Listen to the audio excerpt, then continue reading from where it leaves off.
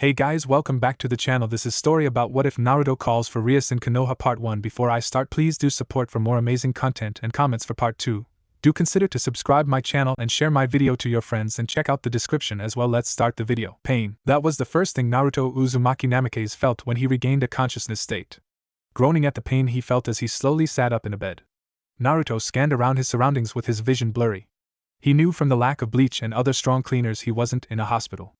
Plus his clothes and armor are stored away after taking too much damage during his long fight with Kaguya. Memories rushed back to where he was fighting the 5 nations after he successfully took back the Bijou in order to free them from Kaguya and the nations. But after the final clash between him and the nations, it all went blank. He supposed his time/space technique did save him if he was still alive and breathing now. But as for where he is, that is a puzzle he will have to solve later. Pushing himself up, Naruto groaned as his muscles were still tender, sore most likely from the wounds he received. Letting his chakra flow through him and changing it to medical chakra. Naruto slowly dulled the pain as he sat up and heard the sounds of birds chirping. Blinking to clear his vision, Naruto scanned the room around him and saw it was a very bare room, hardly anything other than the bed he is sitting on, a few paintings, and a chair with clothes on it. A simple set of jeans and a black shirt on the chair. Naruto activated his eagle vision to get a view of his surroundings till he saw a trail of faint blue mist going to the door. The trail is faded but it still lingers. It's clear I am in someone's home, Naruto thought as he pushed himself up. Looking around, Naruto saw a window at the other side of his room and walked over to it. When he opened the curtain, Naruto's eyes slightly widened at the more modern appearance of the world. Sure, it was night time, but Naruto's vision wasn't affected by the lack of light. Plus, this is something his world never really had, plus the fact this world almost looked like his ancestors' Desmond's time. He could faintly hear the cars driving in the distance. Naruto knew with certain time/space techniques one could visit another parallel world or even go back in time. Old man sage, I am not in the elemental nations anymore, Naruto thought his disbelief. He had read the records of his clansmen or women hopping dimensions thanks to a certain Fuinjutsu formula, but the formula was so complex not even Naruto understood it yet. But his technique didn't have that type of formula, unless those one annoying Uchihas called Sasuke dumbly used Kamui on him, and that interfered with his time/space technique, thus casing a tear in space and time, making him end up here. Naruto rubbed his head trying to banish the headache of coming up with theories when he clearly just survived an onslaught of a war. He knew he activated the Yin-Yang Annihilation Seal before pulling off his time/space technique.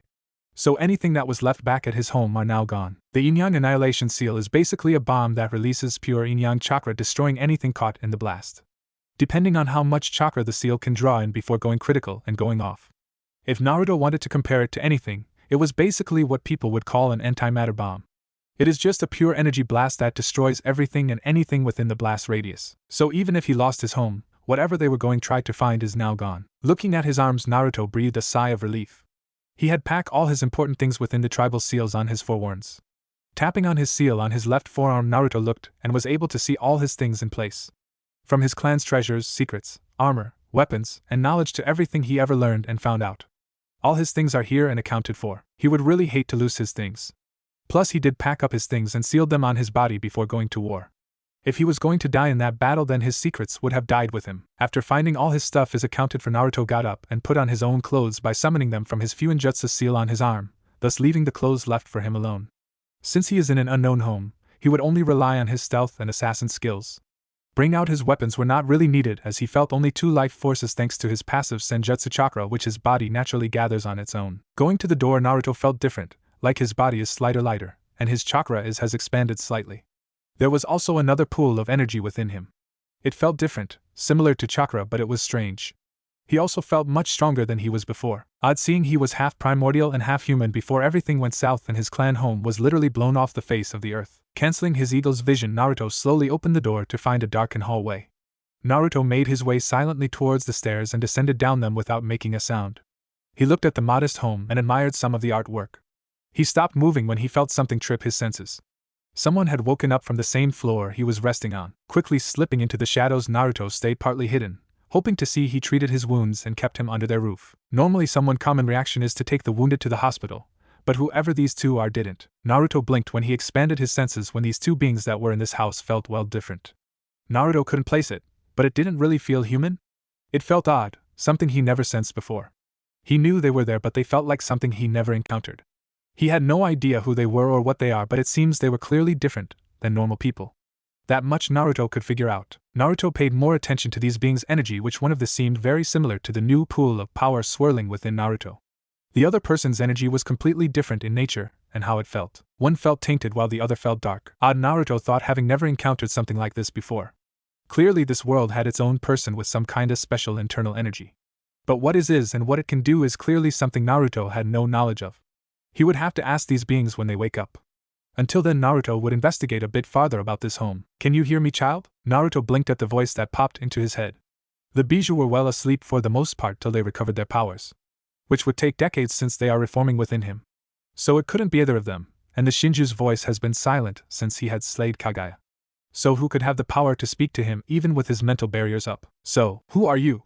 Naruto thought with eyes narrowed. Before he had to focus on the person in the kitchen and hide from the light.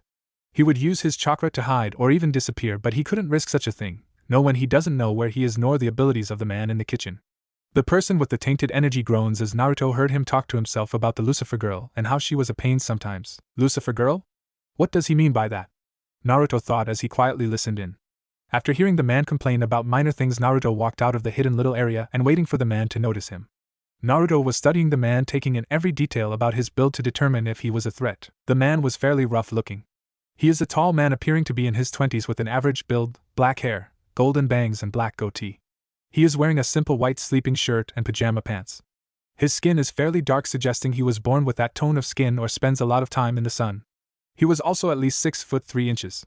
A full 2 inches taller than Naruto. The man turned around with a sigh and blinked in surprise at looking at Naruto, whom was staring at him impassively with a studying gaze. The man also took into detail about Naruto's build and stature. Naruto had his waist-length hair in a low ponytail, as his vibrant silver shaggy spiky hair seems to shine with a healthy glow.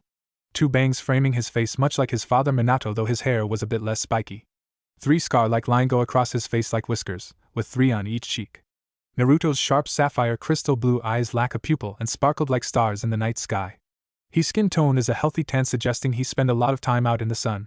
His angled face and body has little to no baby fat, and is mostly lean muscle like a swimmer's body.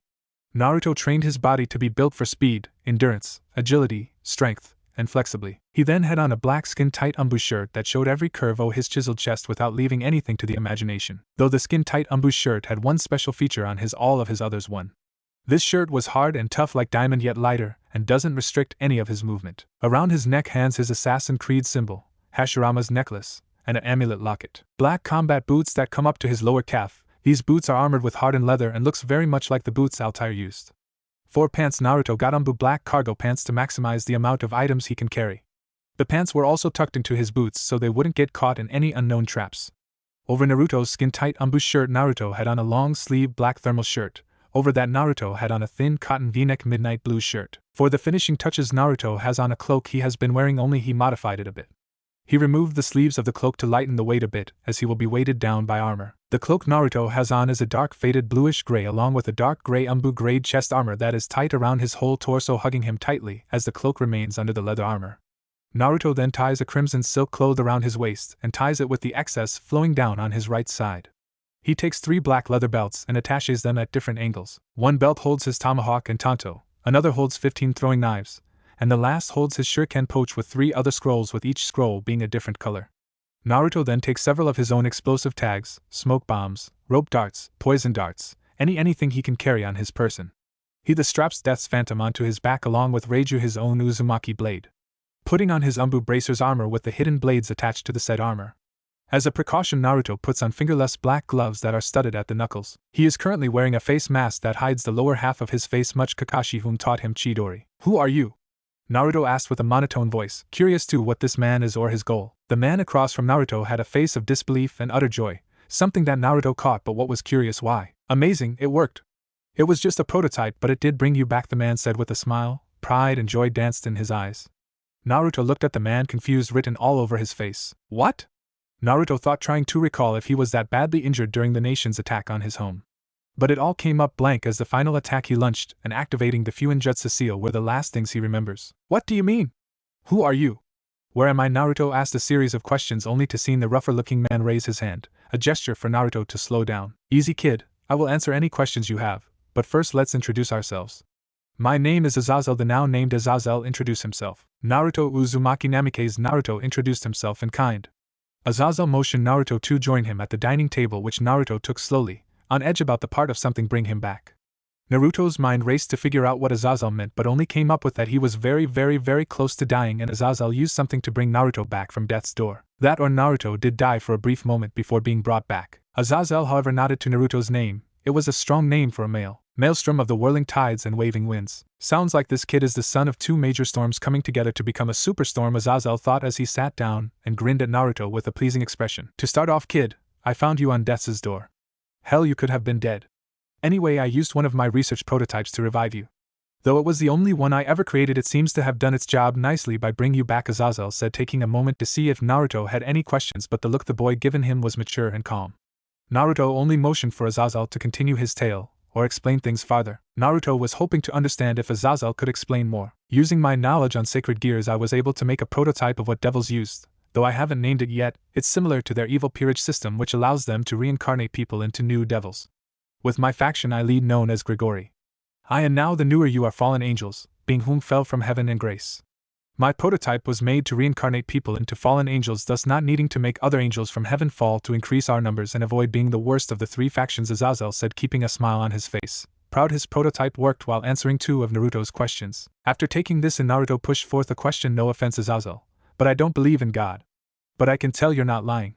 So could you prove to me you're a fallen angel and tell me about these so-called three factions? Naruto pushed forward, wanting to get to more information out of the man. He wasn't calling Azazel a liar, but he needed to be cautious about how he said things. This man clearly is hiding a lot of his power from what Naruto can sense, and with him emotion-sensing abilities, Naruto knew the man wasn't lying. Azazel smirked as 12 jet black wings unfolded and spread wide and proud in the dining room, proving Azazel was not a human but a fallen angel. Naruto's eyes widened at this. While there were no gods, goddess, devils, or angels in his old world, there was Kaguya and the Shinju, as they were the closet things to a primordial being and a goddess in his world. One was the so-called goddess of chakra and the other was a primordial of death, life, destruction, creation, and etc. But in this world there are apparently devils, angels, and fallen angels. Well shit, Naruto said with somewhat a surprised look. Thirdly, we are in one of my houses located in Japan. After bringing you here and dressing your wounds, you were asleep for 3 days at the most, Azazel informed where Naruto is currently. Naruto nodded at this. Some of the buildings didn't look American, German, or even European. Japan or China was one of his guesses. You have wings too, Azazel said, adding that little fact in as Naruto blinked as he imagined his wings coming out. 12 pitch black wings unfolded and spread out proud across the other man with 12 wings. Naruto blinked in surprise as the wings felt completely natural, like a limb, or something completely natural to his current body. Naruto even moved them as he smiled at the feeling. Azazel's expression was one of surprise and shock.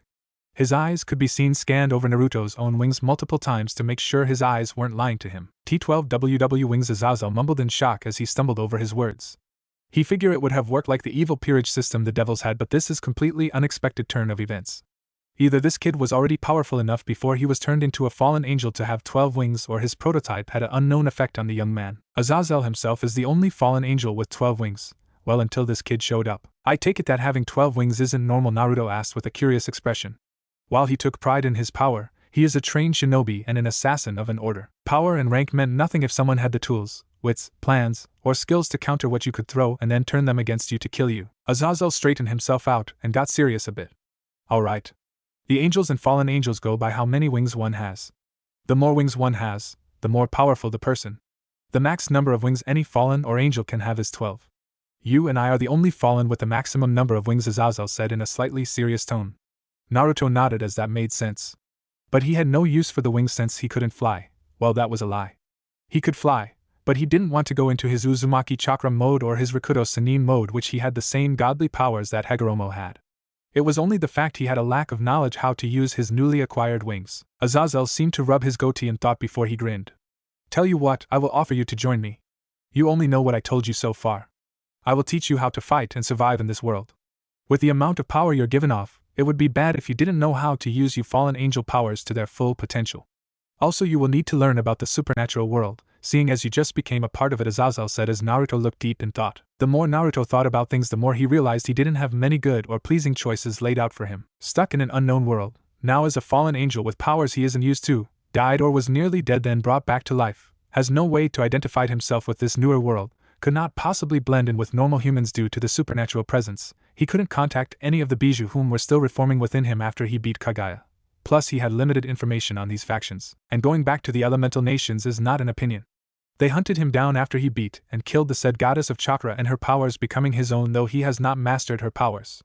They wanted their weapons back, but Naruto did not give them the bijou. They weren't things to be given away. Naruto found himself frowning. I take it fallen angels aren't popular with any factions across this world? Naruto asked incuriously. Yeah, he could very well try and blend in with the world, but it would be hard to make a newer identity when he wasn't from this world. Plus the fact this world has better technology than his old home world. So that also would be an issue he would have to confront to live a normal life. Which he highly doubts will ever happen. Sadly no, our kind isn't too well liked by anyone. There are always strays and rouges that betray my orders and go against them for lust, greed, or something. Honestly, there are very few fallen angels in Grigori that even I trust. Azazel frowned thinking about his kind. While he hated to admit it, he had to order some of the higher ranks to take out the strays of their little group. They are the weakest faction out of the three in terms of numbers or powerful members, and that doesn't include the other factions in this world. Naruto sighed as he nodded. It was his best bet to fit in, plus he wanted to slightly know how to use his wings. Sure, he could manipulate the gravity around him allowing him to fly, but that will get noticed really quick maybe. It's best if he acts like a normal fallen angel and fly with his wings. Hiding a major amount of his abilities and deceiving his foes are his best bet. He had no idea what this world contained other than devils and angels from the limited information Azazel has just given him. Azazel grinned brightly at the chance to have a newer seraph in his faction. While it was a great boon, he still needed to test Naruto on his skills. A spa would be best, but that could wait till the morning or later date. He had at least 6 to 8 months before anything important came up. Plus the fact there was too much information for Naruto to learn about the factions with a year time frame. It would at least take 3 to 4 years for him to master anything Azazel has in mind. He would use this time to train Naruto how to use his abilities. Well, rest up, kid. I will have our training start tomorrow, Azazel said with a friendly smile. If it's alright, I'd rather get my bearings and explore the area around me. I will return before you wake up, Naruto said, already wanting to get out of the house and get some fresh air. He was never good sitting still unless he was working on something, reading, writing a new seal, or eating. He always had to do something unless it was sleep. Sure, just don't do anything stupid. Be careful though when wandering around and avoid trouble. This area is owned by a devil clan and I'd rather them not be aware I am here, Azazel said, waving the younger fallen angel off.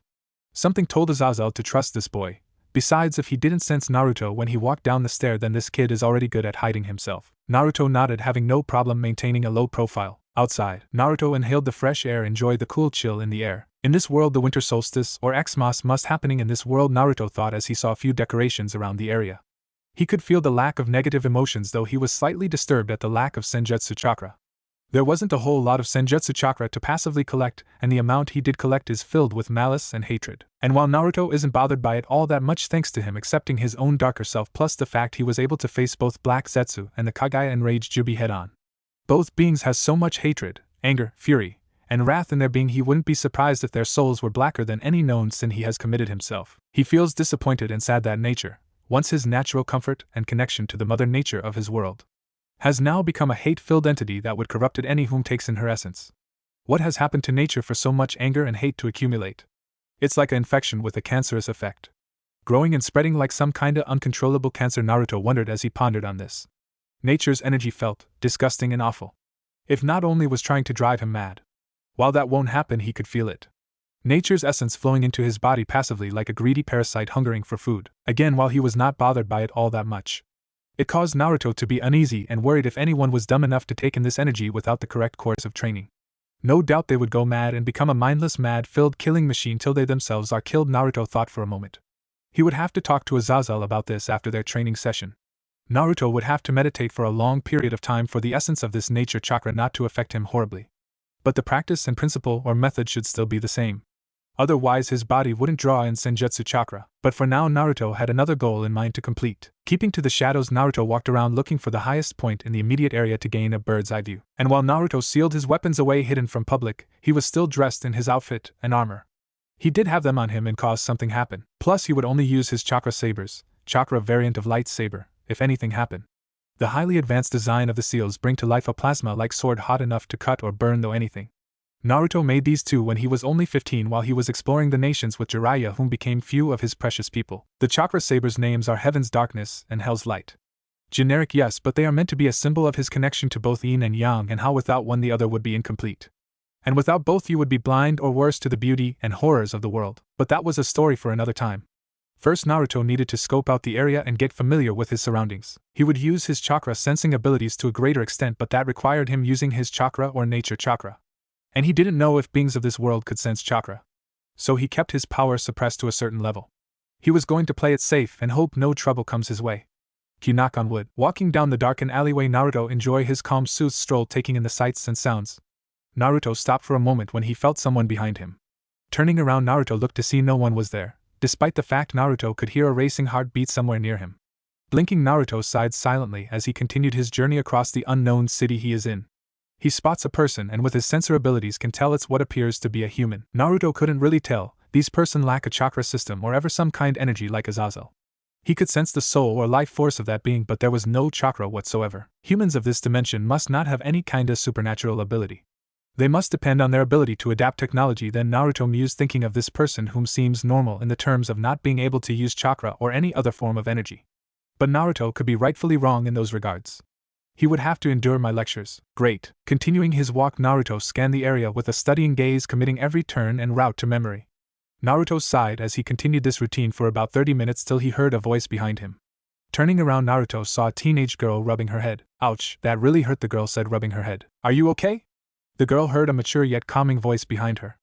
Looking, the brunette saw a man dressed in armor and clothing she was not familiar with. It almost looked like he was wearing some kind of foreign battle robes. Is he one of those cosplayers?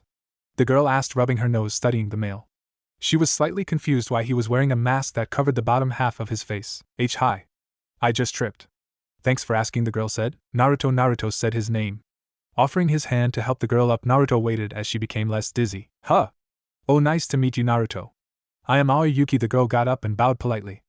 Naruto's sweat dropped as he retracted his hand to help the girl. People of this world are becoming strange to me, Naruto thought as he watched the girl fidget slightly.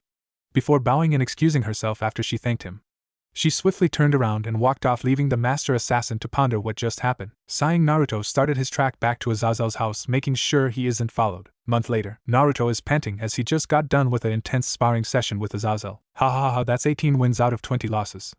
I am catching up. Azazel pumped his arm, flexing the muscle. He hasn't had this much fun since he teased Michael and Gabriel about marriage. Man, he loved messing with Gabriel and Michael. Those two were so easy to prank and tease. Naruto glared at the older fallen angel as his wings folded back up and out of sight. Keep it up, that ego will be all that much sweeter when I crush it, Naruto said with a sharp tone. Ever since Naruto had started training under Azazel, they only did one thing during each session: go all out, but Naruto had a restriction that he couldn't use chakra. While he wasn't bothered by this, learning to use magic it's incredibly hard. With his chakra, Naruto had perfect control and easily could best Azazel as he was using the energy that was intertwined with his being and soul. However, magic was completely different and worked like chakra. It was hard to control and use, but at least Naruto could form several different weapons fueled by his light-based magic. He found out, though, studying with his clones and learning under Azazel, that there is a lot of things magic can do. It was just like chakra, but chakra couldn't make people immortal, bind someone's soul to do your binding, or ever completely erase someone's memories. Magic was sorta scary with all the crazy shit it can do. He learned there are tiers of magic ranging from tier 1 to tier 100. These tiers can also be viewed as levels. More often than not, the most useful ones Naruto found are simple tier 1 magic spells, also known as signs, with a group called witchers used to hunt monsters. While the more simple spells are very easy to learn, they are often overlooked, while Naruto mouth watered at the signs. These signs were Naruto's goal to master before master any other form of magic other than his own light magic.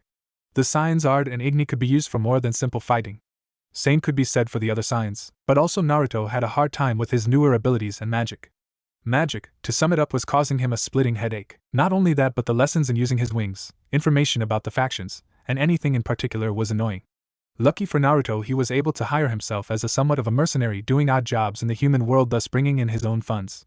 Thanks to a contact whom is in the USA, Naruto was able to hide the fact he was from another world and he was a fallen angel thanks to Azazel's training and guidance, though Naruto didn't like the fact he had to depend on Azazel for help. But that was quickly fixed as he went to a gambling ring in Los Angeles, California, when Azazel had to meet a friend.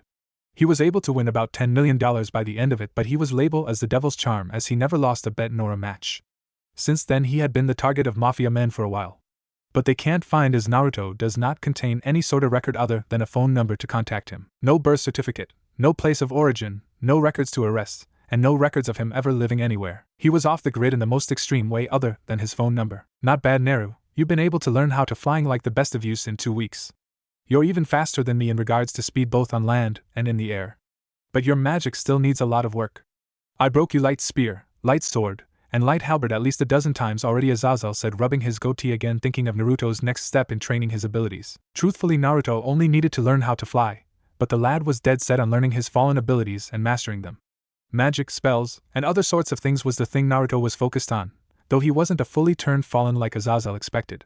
Nonetheless, Naruto was already on par with both him, Michael, and Surzek in terms of power, but that isn't only when he goes all out. He was a half primordial and half human.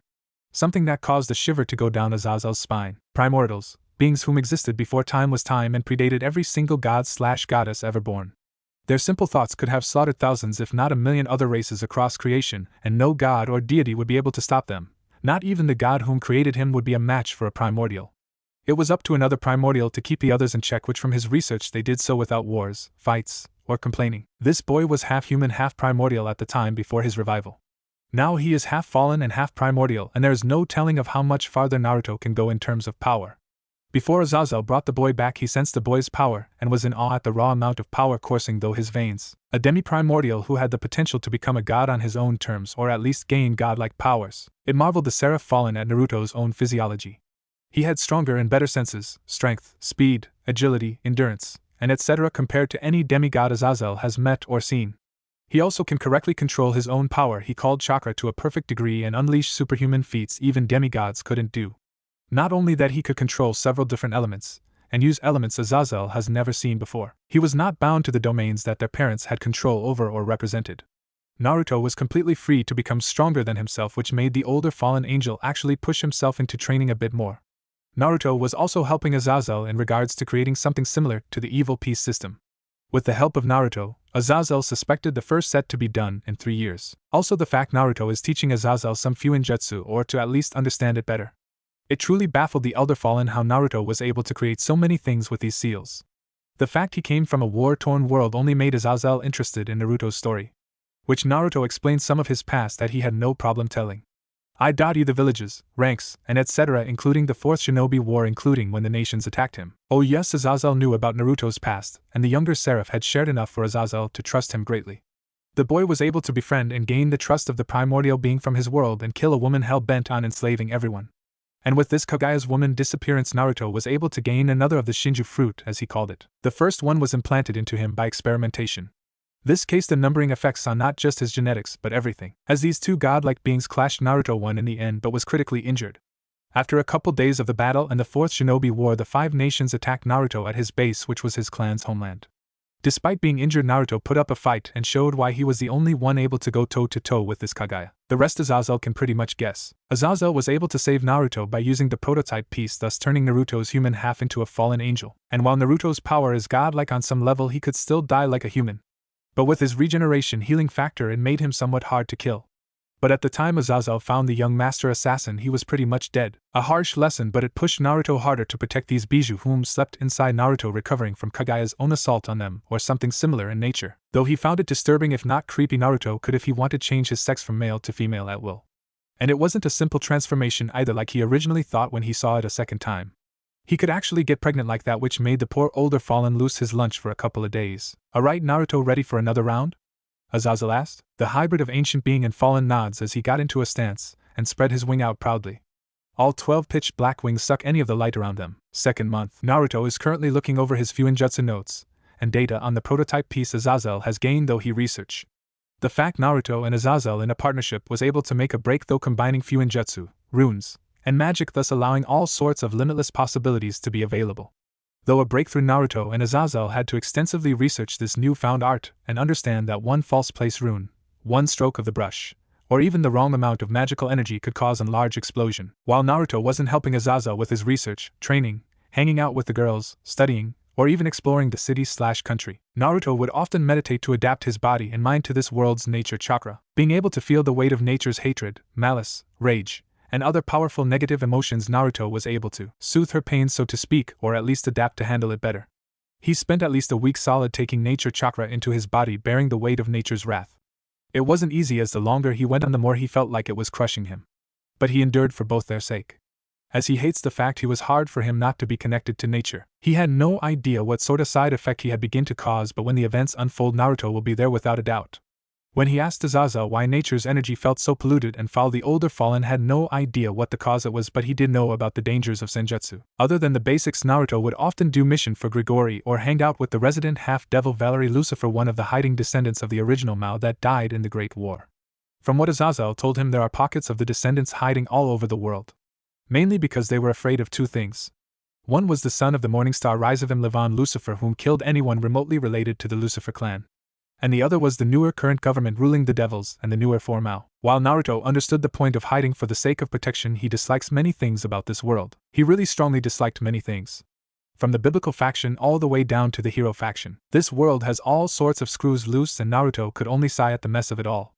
He had a problem with every faction, including Grigori faction, which he is a part of.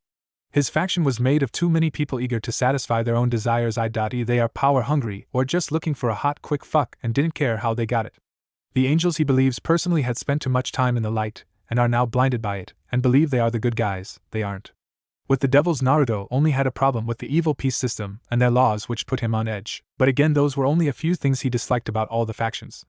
In all honesty, Naruto had a lot of things he disliked about these factions. As an assassin, his creed and order, the highest and number one goal at all times, is pursuit of total freedom for all people. This objective led the assassins to oppose tyrants and oppressors alike, as well as engage in rabble-rousing efforts in the aim of motivating the people towards change and improved living for all. It also led the assassins to become sworn enemies of the Templar Order, who prized purpose, control, and order above freedom. Although freedom is their highest goal and ideal, the assassins have also prized other ideals at various points in their existence. Examples included peace, justice, and knowledge, while certain other individuals pursued personal objectives such as vengeance. Now, having all the memories of his deceased parents and ancestors may sound great and all, but it was honestly a headache not. But Naruto valued many things above all else. Some were freedom, his bonds, family, friends, knowledge, love, understanding, compassion, and nature. He also followed the creed and never killed the innocent, keeping his hands clean in regards of that. He only killed the corrupted, evil, and vile, which were numerous back in his home world. But in this world he had lost count of how many people that needed to be set straight, or at least taken care of. He had lost count of how many souls he sent to the Shinigami, and now that count will only grow now. And while his order was not perfect by any means, Naruto had done better than any of the shinobi villages by spreading peace to the people that could not otherwise defend themselves. He held no illusions that he was a good guy. He took lives of others to make change where change in a world controlled and gripped by hatred. But damn it, at least he stood for something he fought tooth and nail for. No village, both past and present, can say they united several smaller nations and their hidden villages in the pursuit of peace and harmony. No man in any nation can say that they themselves had fought for equality among all and asked for nothing in return. Very few can ever say that they knew all the Biju's names by heart and understood them. None could say that they wanted to protect the Biju and let them roam free and not sealed away. Yes, he took the Biju, the means for them to cause widespread destruction, but in doing so he made sure no one would ever misuse them and their power. He highly enjoyed the presence of each Biju and respected them like living beings. Something the Biju as a whole hardly if ever found in a human being. The Biju trusted Naruto, and in doing he was allowed to use their power as he wished, though he avoided from doing so.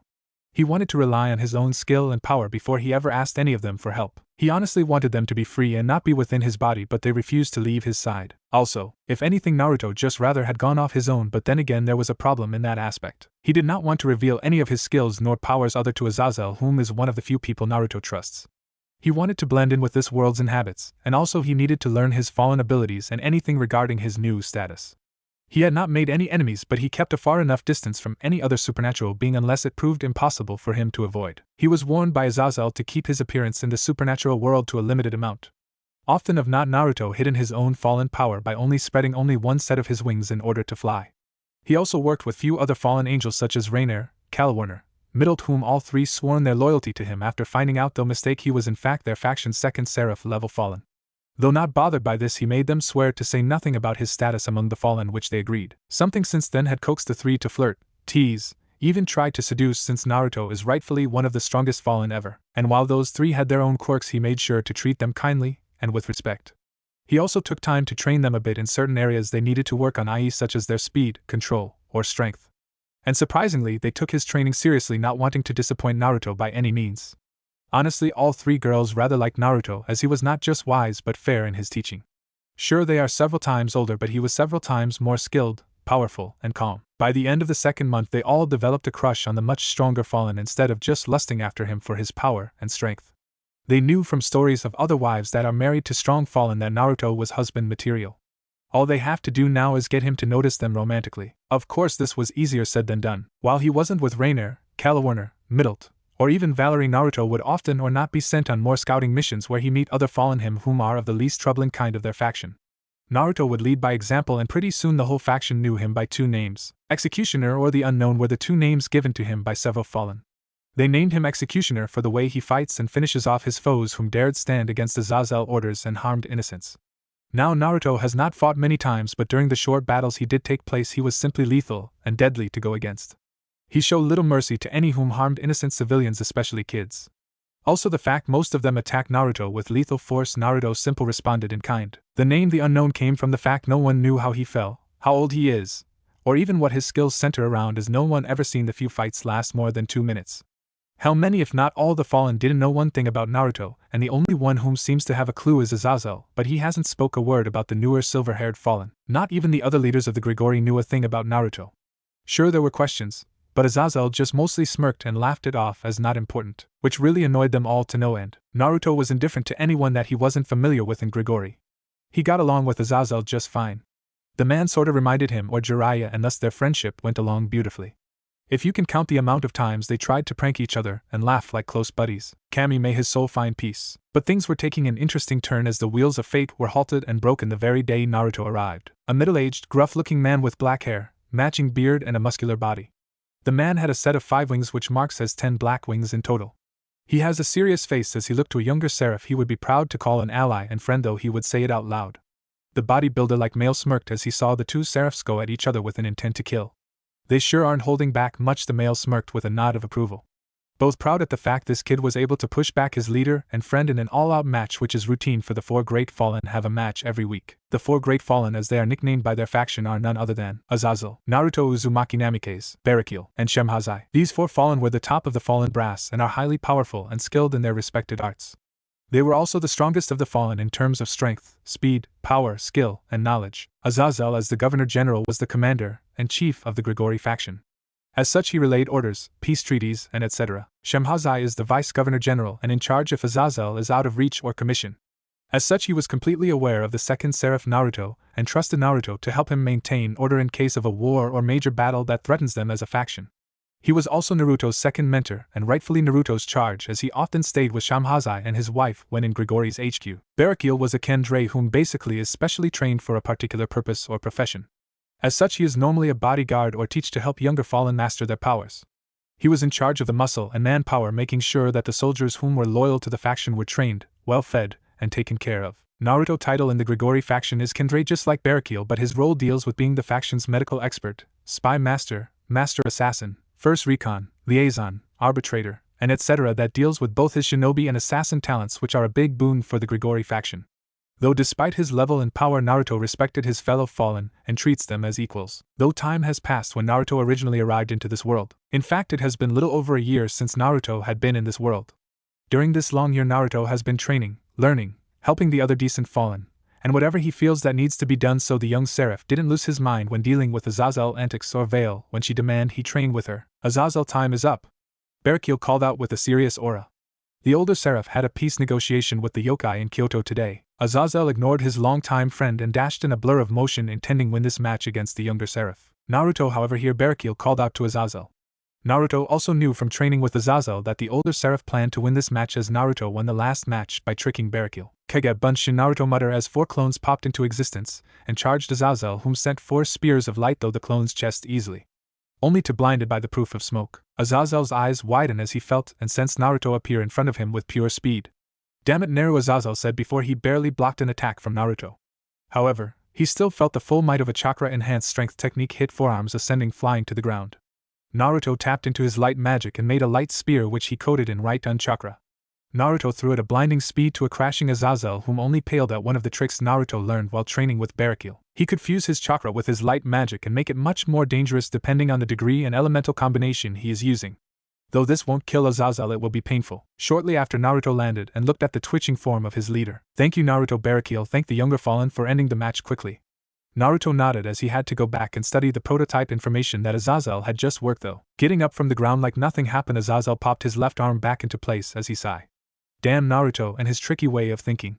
But goes to show you he is the real deal when it comes to being an assassin, Azazel thought as he rubbed the back of his head and yawned. Good match, Naruto. Using only your Kage Bunshin smoke as a distraction to mask your approach and take me down, Azazel said with a smirk. Though Azazel was able to block the punch, Naruto was still able to send him flying to the ground with the chakra-enhanced strength technique he mastered back in his home world. Nonsense, Azazel. I would have lost if I wasn't allowed to use chakra in this match, Naruto said in a humble tone. He still had a problem controlling his light magic. While he is better than he once started, Azazel said he still has a long ways to go. In which Naruto agreed, as he isn't as good like Barakil or Azazel in the use of magic or light magic for that matter. Anyway, Azazel, you have a meeting with the yokai faction in Kyoto. Get cleaned up and ready. We are already running late as it is, Barakil said in a serious professional tone. He had business to attend to which some Rouge Fallen messing with a small town within the country of Norway. Why they were there, Barakil had no clue, but from Naruto's spy network the leaders of the Grigori were much better informed. Hell, Naruto's spy network was the best thing to ever happen to them. Now they had better information and can act accordingly. Also, it's the best and most reliable spy network ever. Azazel had a noticeable scowl on his face before he glanced at Naruto before a glint appeared in the older Seraph's eyes. Naruto quickly noticed this as he mentally groaned. Damn it, he wanted to listen to Disturb as he studied the notes and information. It was to be his first day off in months. Months, he tells you. Naruto, I want you to go in my place for this meeting, Azazel said with a winning confident smirk. Naruto's eye twitched as Azazel just proved to be incredibly lazy and doesn't really like doing work. Azazel, if there was ever a definition of lazy, it would have your picture in the dictionary, Naruto muttered as he crossed his arms and his wings folded but still in plain view, showing he is indeed a Seraph-level Fallen, though the power rolling off him said he was stronger than Azazel himself. Azazel waved off the insult and smirked. Truly this kid is a blessing, Azazel thought looking at his surrogate godson whom is standing next to Barakil. Now, this is to help you get used to dealing with other factions. The yokai of Kyoto are one of the most neutral factions in the world. Also, you will be heading there to either help them make peace or remove a thorn from their side. I had reports of some Rouge Fallen in that city killing its inhabitants. Plus, this will be a good experience for you as you never had to fully deal with any other race other than our own. Think of it as part of your training, and your role in our faction to be the arbitrator, Azazel explained. Yeah, I go to an unknown area while you go fishing, Naruto deadpan with a slight twitch to his eye. He never been in Kyoto before, nor has he had to face any race other than Rouge Devils and Rouge Fallen. Other than that, Naruto's existence has been a secret of the Grigori faction for the past year. This is only because no one lived to see another day if he fought them, or that the Fallen loyal to the Great Four kept their mouths shut. Well, maybe it's because Azazel, Barakil, and Shemhazai haven't told anyone about him in any fashion. Also, make sure you work out a decent treaty with their leader Yasaka.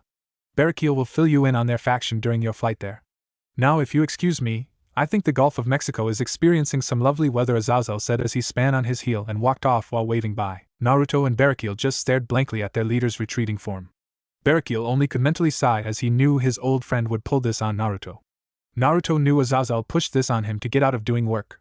While his job covered many subjects in Grigori, he was the go-to person for settling a dispute as he was able to make great peace solutions. I wonder what Shemhazai will do when he finds out Azazel pushed this onto me when I am already busy hunting down so many Rouge Fallen while maintaining a spy network, Naruto said with a shake of his head, thinking of the vice-governor whom also became his sparring part and mentor along with Azazel.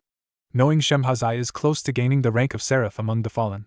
Shemhazai is the only one besides Naruto whom punishes Azazel for doing something stupid. Also, the fact his wife is a devil and the fact she make the best damn cookies he ever ate before makes Naruto like his time being around the wife and husband. No telling what Shemhazai, Barakil said, thinking of his close friend other than Azazel or Naruto. By the way, have you heard from him or his wife? Naruto looked at Barakil with a questioning look, whom shrugged. Maybe going at it like rabbits, Barakil shrugged, not caring what he said around Naruto. While working, Barakil is a serious, rigid warrior-type personality. But off work and around friends like Naruto, Azazel, or Shemhazai he is relaxed and cool. Though Naruto has mentioned the man just takes jokes way too seriously. Dude, if you're that lonely then find a woman you can marry or at least date, Naruto said with a light scolding tone. He honestly thought the man needed to get laid or find someone to love, cause a depressed Barakil is not right by any means. He was aware of Barakil's past with his deceased wife, and his daughter whom is in the peerage of Rias Gremory, whom is the younger sister to the current Mao Surzek Lucifer. A cloud of depression formed over the older Fallen as he muttered, they aren't the same as my Shuriheim, Barakil said in a depression and sorrowful tone. Naruto sighed as he patted Barakil's back in support, as he knew the feeling of losing a lover. He never told the other Fallen this cause no one else in the elemental nations knew Naruto had a secret relationship with an ill woman whom was dying. He never knew she was dying until after she passed, of course. But that story is for another time. Tell you what. We both will go get shit-faced drunk and have fun in L.A. after this task is done, Naruto said with a comforting smile. Barrichello looked at Naruto with appreciation in his eyes and nodded. It was nice having Naruto around. He was deadly, serious, and dangerous when needed. And when not needed, he was a loyal friend, kind-hearted person, wise, and great cook. I'll go get ready for the peace treaty, Barrichello. Hopefully we can build bridges with other factions, Naruto said with a sigh. Barrichello nodded as he walked off to get some documents for the treaty. 35 minutes later, high in the dark night sky, a dark-clad figure could barely be seen as he flew towards Tokyo. That figure is Naruto, Arcandre. Naruto was flying in the air far above the crust of the earth. He looked down at the humans and other races below with a studying gaze. Naruto only has one set of wings out as he kept his massive, powerful reserves hidden. This also helped deceive any whom think he is a very low-tier fallen. Barrichello, what kind of yokai will I be dealing with? Naruto spoke into his earpiece. You will be dealing with Yasaka, a Kyuubi no Yoko and her ghouls, yokai, and other races that call Tokyo home. As such, it's important to remember they are strongly neutral to the devils, angels, and us fallen. This meeting is meant to allow yous not only trade with the yokai but also have another area we can work and operate in. By doing the 2 tasks you've been given, we may be able to halt the process of our numbers decreasing. Or at least find newer members whom aren't fallen. But first we need to build relations with Yasaka, which is what you will be doing first, Barrichello said over his own earpiece. Roger, what kind of profile does this Yasaka have? Naruto asked, which caused the normally serious fallen to smirk at Naruto being professional when needed. From the little we could gather thanks to your spy network, she is a kitsune yokai whom has 9 tails. Yasaka is a golden blonde-haired woman with matching eyes and is normally seen wearing a shrine maiden or priestess outfit. She is a single mother to a small kid named Konoha, whom is also a 9-tailed fox as well, but she isn't even at the age of 10 yet. Not much on the father of the child other than that she is close friends with Queen of the Damned, the newer 3 Dark Lords whom are females, and some members of the Shinto faction. But other than that, we never been officially invited into their territory on a peaceful term before, Barrichello explained. Got it, thanks for the heads up, I will see you later, Naruto said, disconnecting the call. Little? My spy network was able to give me day-by-day detailed reports from anywhere in the world, plus I have thousands of hackers, both human and supernatural, helping me identify threats. Has something happened? Naruto thought as he flew a bit faster. Halting in his flight, Naruto closed his eyes and tapped into his nature chakra. Swiftly going into Senin Modo, Sage Mode, as his eyes changed from sharp sapphire crystal blue to golden amber with a black slit for a pupil. Reddish pigmentation formed around his eyelids and his whisker marks also turned to a 3-bored jagged red pigment. In the center of his forehead, a dot with a hollow circle with a red circle appeared and looks eerily similar to Hashirama's forehead marking when he enters Sage Mode. He was able to pinpoint the largest signatures in Tokyo, which is over 2,000 feet below. Tucking in his wings, Naruto free fall down towards the earth. Using the cover of darkness, his own skills he learned from his assassin ancestors and his own shinobi skills, Naruto was able to land softly in a dark alley without a sound and without alerting anyone to his landing. Thank you, Zabuza, for teaching me the silent killing technique, Naruto thought briefly. So far so good. Though I should be on guard, Naruto thought as he using his sensor abilities combined with Senin Modo to pinpoint whom he thinks is Yasaka. That might be you. The life force is fox-like, I think, Naruto thought with a confused look as he cancelled his Senin Modo and walked through the alleyway careful of his surroundings. He could feel all the life and busy living things around him. Naruto was the best sensor when it came to someone's life force. As such, he could even feel the rats in the sewer below his feet. He could smell the thick musk in the air that was mixed with pollution. Naruto sighed as he hardly could feel any nature chakra around him. If there was any nature chakra. Naruto took a step back to check what his is wearing. He is currently wearing black dress slacks, black dress shoes, a black leather belt, a long-sleeved white button-up business shirt that is tucked in into his slacks. Under his white dress shirt is a specially made armor Naruto had made long ago. He then had on a black skin-tight umbu shirt that showed every curve of his chiseled chest without leaving anything to the imagination. Though the skin-tight umbu shirt had one special feature on all of his others one. This shirt was hard and tough like diamond, yet lighter, and doesn't restrict any of his movement. However, it was out of view so one will not see the skin-tight umbu shirt. Naruto also took to wear a business vest which he also lined with seals to make it tougher, stronger, and more durable than it normally was. With that, he also had on a blood red tied around his collar. Around his neck were 3 necklaces which each one held an important place in Naruto's heart. Around his neck hangs his Assassin Creed symbol, Hashirama's necklace, and an amulet locket. The final thing Naruto is wearing is his trench coat tailored by a professional. The coat itself came down to his knees lengthwise and also had long sleeves instead of normal short sleeves. This all came together completing a hitman/lawyer type look. Using a skill he learned from his assassin ancestors, Naruto blended with the crowd completely in a calm manner, as he kept himself hidden in the open, a hidden blade among the crowd. He kept hidden and arrived to where he sensed a massive energy signature. ANS sees a woman talking to 3 other women. Though he sensed nothing special about them. She appears as a young woman with a voluptuous figure and blonde hair with matching eyes. She is also dressed in a shrine maiden attire. Though her figure is not hidden by the maiden outfit she is wearing. Naruto could easily tell she had curves in all the right places, making her body seem like an hourglass, which Naruto found her oddly and beautifully attractive. She has at least D to DD cup-size breasts and didn't seem to sag at all. In fact, they looked perfectly round and plump as they lightly jiggled around with her breathing or movement. Her face was in a heart shape, and her lips are a light pink and fully kissable. Her delicate facial features seemed to be crafted by an artist, and whom understood the concept of beauty. Naruto admired her figure even more when he noted her stomach looks flat and toned, and from what little exposure of her legs he can see they are smooth, long, and toned. Naruto mentality went through a checklist of all her features. He mentality added she looks damn near perfect. Naruto admired the fox body across the street as he studied her through a window. From her scent alone, which he can smell in this dense city, Naruto knew she smelled like a fox. Tapping his fingers, Naruto waited till the humans left so he may speak to the Kyoto yokai leader. Seeing she wasn't bothered by anyone other than other yokai waving hi or greeting their leader, Naruto walked amongst the crowd, showing little hostile intent but still on guard if he needed to fight or bail out. Smoke bombs come into play if he needs to make a quick dash. Walking calm, Naruto approached the leader without making a sound or revealing his presence. "Yasaka Dano, I presume?" Naruto said with the honorific Dano, as he knew he could be friendly to pretty much any fallen he comes across. Naruto does not know Yasaka's mentality nor how she acts. Being respectful and polite was his best bet to appear not much as a threat, though he still loathes being so damn formal. The beautiful blonde nearly jumped when she noticed Naruto's presence. She hadn't sensed him. "Yes? Whom might you be?" Yasaka said with a curious yet guarded tone. She idly noted he was very handsome and good-looking despite his young appearance. She could quite place it, but he smelled odd for some reason. Other yokai just took notice of someone get near their leader without being noticed. "I am terribly sorry if I startled you. I am Naruto Uzumaki Namikaze. I am replacing Azazel as he is currently unavailable. I hope this does not hindrance anything," Naruto said politely, while cursing Azazel mentality for being a lazy ass again. He really needed to beat some sense into the man, but every time he had got to the point he was going to, Azazel somehow knew to disappear and hide from both Naruto and Shamhazai wrath. "It's quite alright, Uzumaki-san. Please sit," Yasaka said politely with a smile. Through her tone, Naruto can hear slight disappointment in not meeting with Azazel, which is understandable.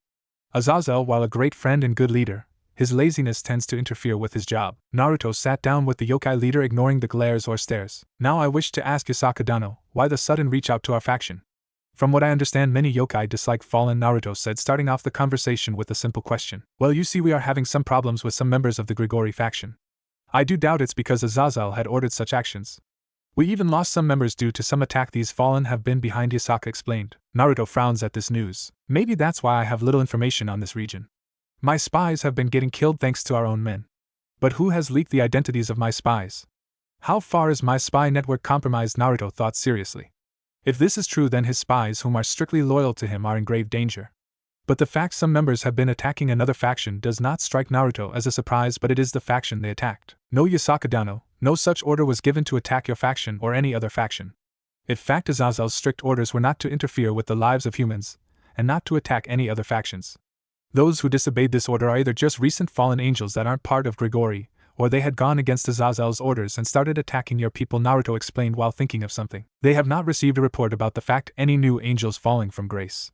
And for all Naruto knew, the angels have been locked up away in heaven, keeping limited contact with any faction. Their home bases are the Vatican and some major other cities that have a strong biblical influence in the region. Though their strongest is around the Vatican, Europe, and France. Or at least around that region from what he can tell. Grigori's stronghold is within the underworld, but in the human world they control some of the islands of the coastal waters where tourists are their biggest moneymaker. The devils, from what Naruto knew, also had a stronghold in the underworld, but the human world it was hard to pinpoint as each family had their own territory, an area they controlled or preferred. These areas could be a mansion, small city, or countryside. It solely depended on the clan. With the Gremri clan it was bits and pieces of Europe and a city in Japan. With the Citri it was a couple of mansions or hospitals in France or US. And the list can go on. Not to mention all the safe houses hidden around with world. Naruto himself owns a couple islands he privately owned and racked in a decent amount of cash every month. Though most of the total earning are spent on bills, supplies, the humans that work for him, or etc. He also managed to own some exciting banks in the mainland by either manipulating and taking care of the corrupted bankers that were there, replaced them with a reinforced Kage Bunshina and managed them at a distance. Thus the income of the bank improved, and so did the lives of the workers. Of course, and no one knew this other than Naruto. He didn't need Azazel or the other breathing down his back about interfering with mortal lives. Plus, the private island are bases Naruto can go to and stay hidden. One of them he designs for his sole use, and as such it was heavily hidden by genjutsu, seals, and some barriers Naruto has learned from Shamhazai. This island is just off the coast of the Bahamas, which he has chosen for his home. He was rich enough to afford the privately owned land hidden from the supernatural and non-supernatural world, but he wasn't rich enough to turn any heads or draw attention. But really, is it a bad thing if he helped improve the area and livelihood of those whom work for him, without them knowing? It was a win-win for Naruto and the workers whom were barely able to pay their bills.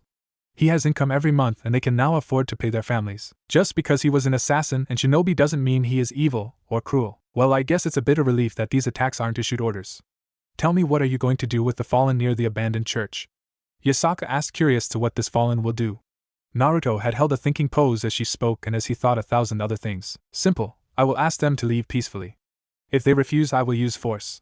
And if becomes too dangerous for the surrounding area, I will remove them, Naruto said with a frown. Naruto didn't honestly like killing. He rather avoid conflict and war altogether, but sometimes it just doesn't work out like he hopes. And sometimes people commit crimes that cannot be forgiven by any means. These beings are the ones he hunts and kills. People that are beyond hope and any form of saving or helping.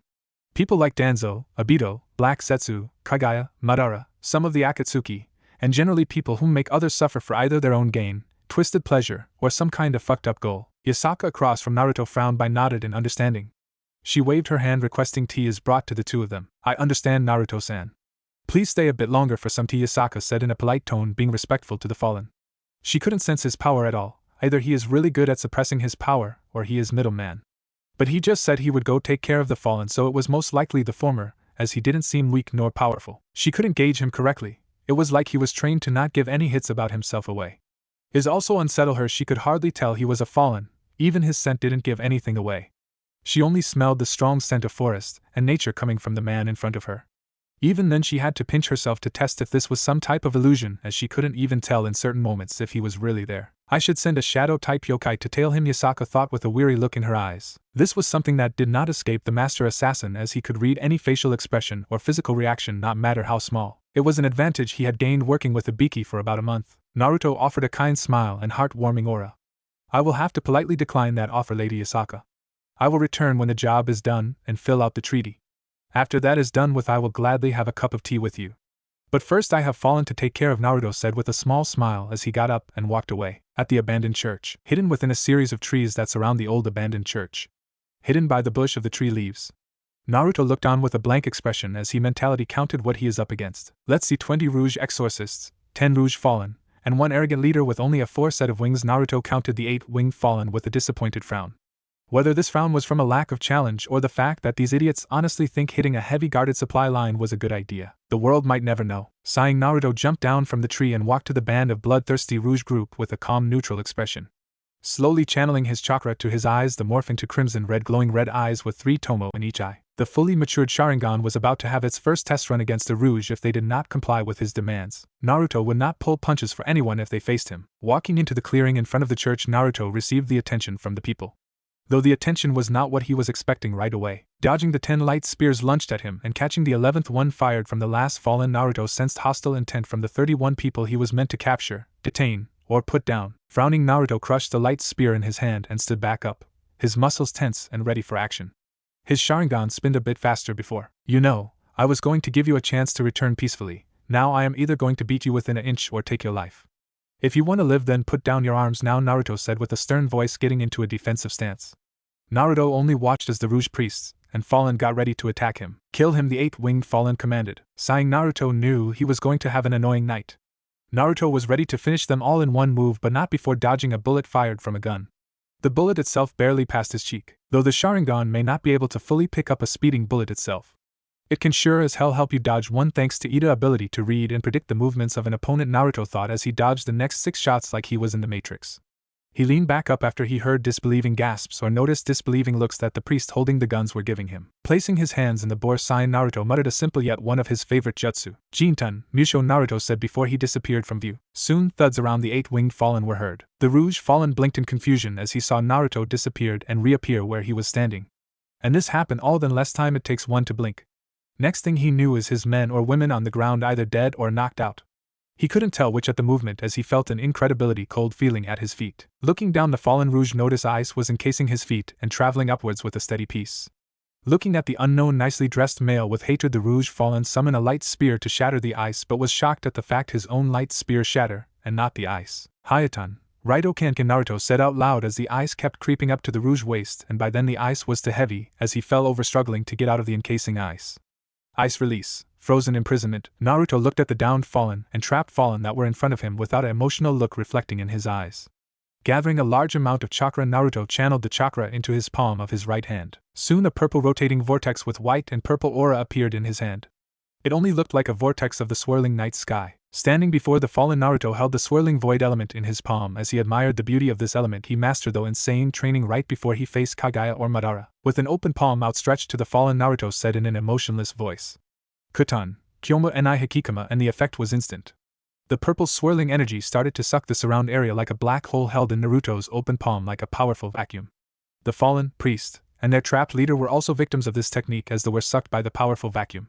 Void release, drawn into nothingness. Naruto clapped his hand together in a praying motion and said, "Forgive me, I take no pleasure in this, but I do this for the betterment of the innocents. May your souls find peace," Naruto muttered as he swiftly turned around and walked forward toward Yasaka's. He would really like some tea and to rest. Using Kutan takes a lot out of him even if he mastered the element.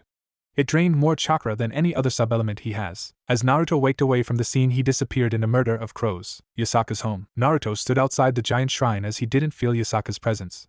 After going back where he first met her, an elder old yokai had told him to head towards this shrine as she invited him to have a formal meeting in her home where they can iron out the details of the peace treaty. Knocking on the large wooden door entrance, Naruto calmly waited for an answer, which wasn't long before an answer came. In the shape of an elementary school-year-old girl. Naruto looked at the young girl with a blinking expression. What's with the females in this world?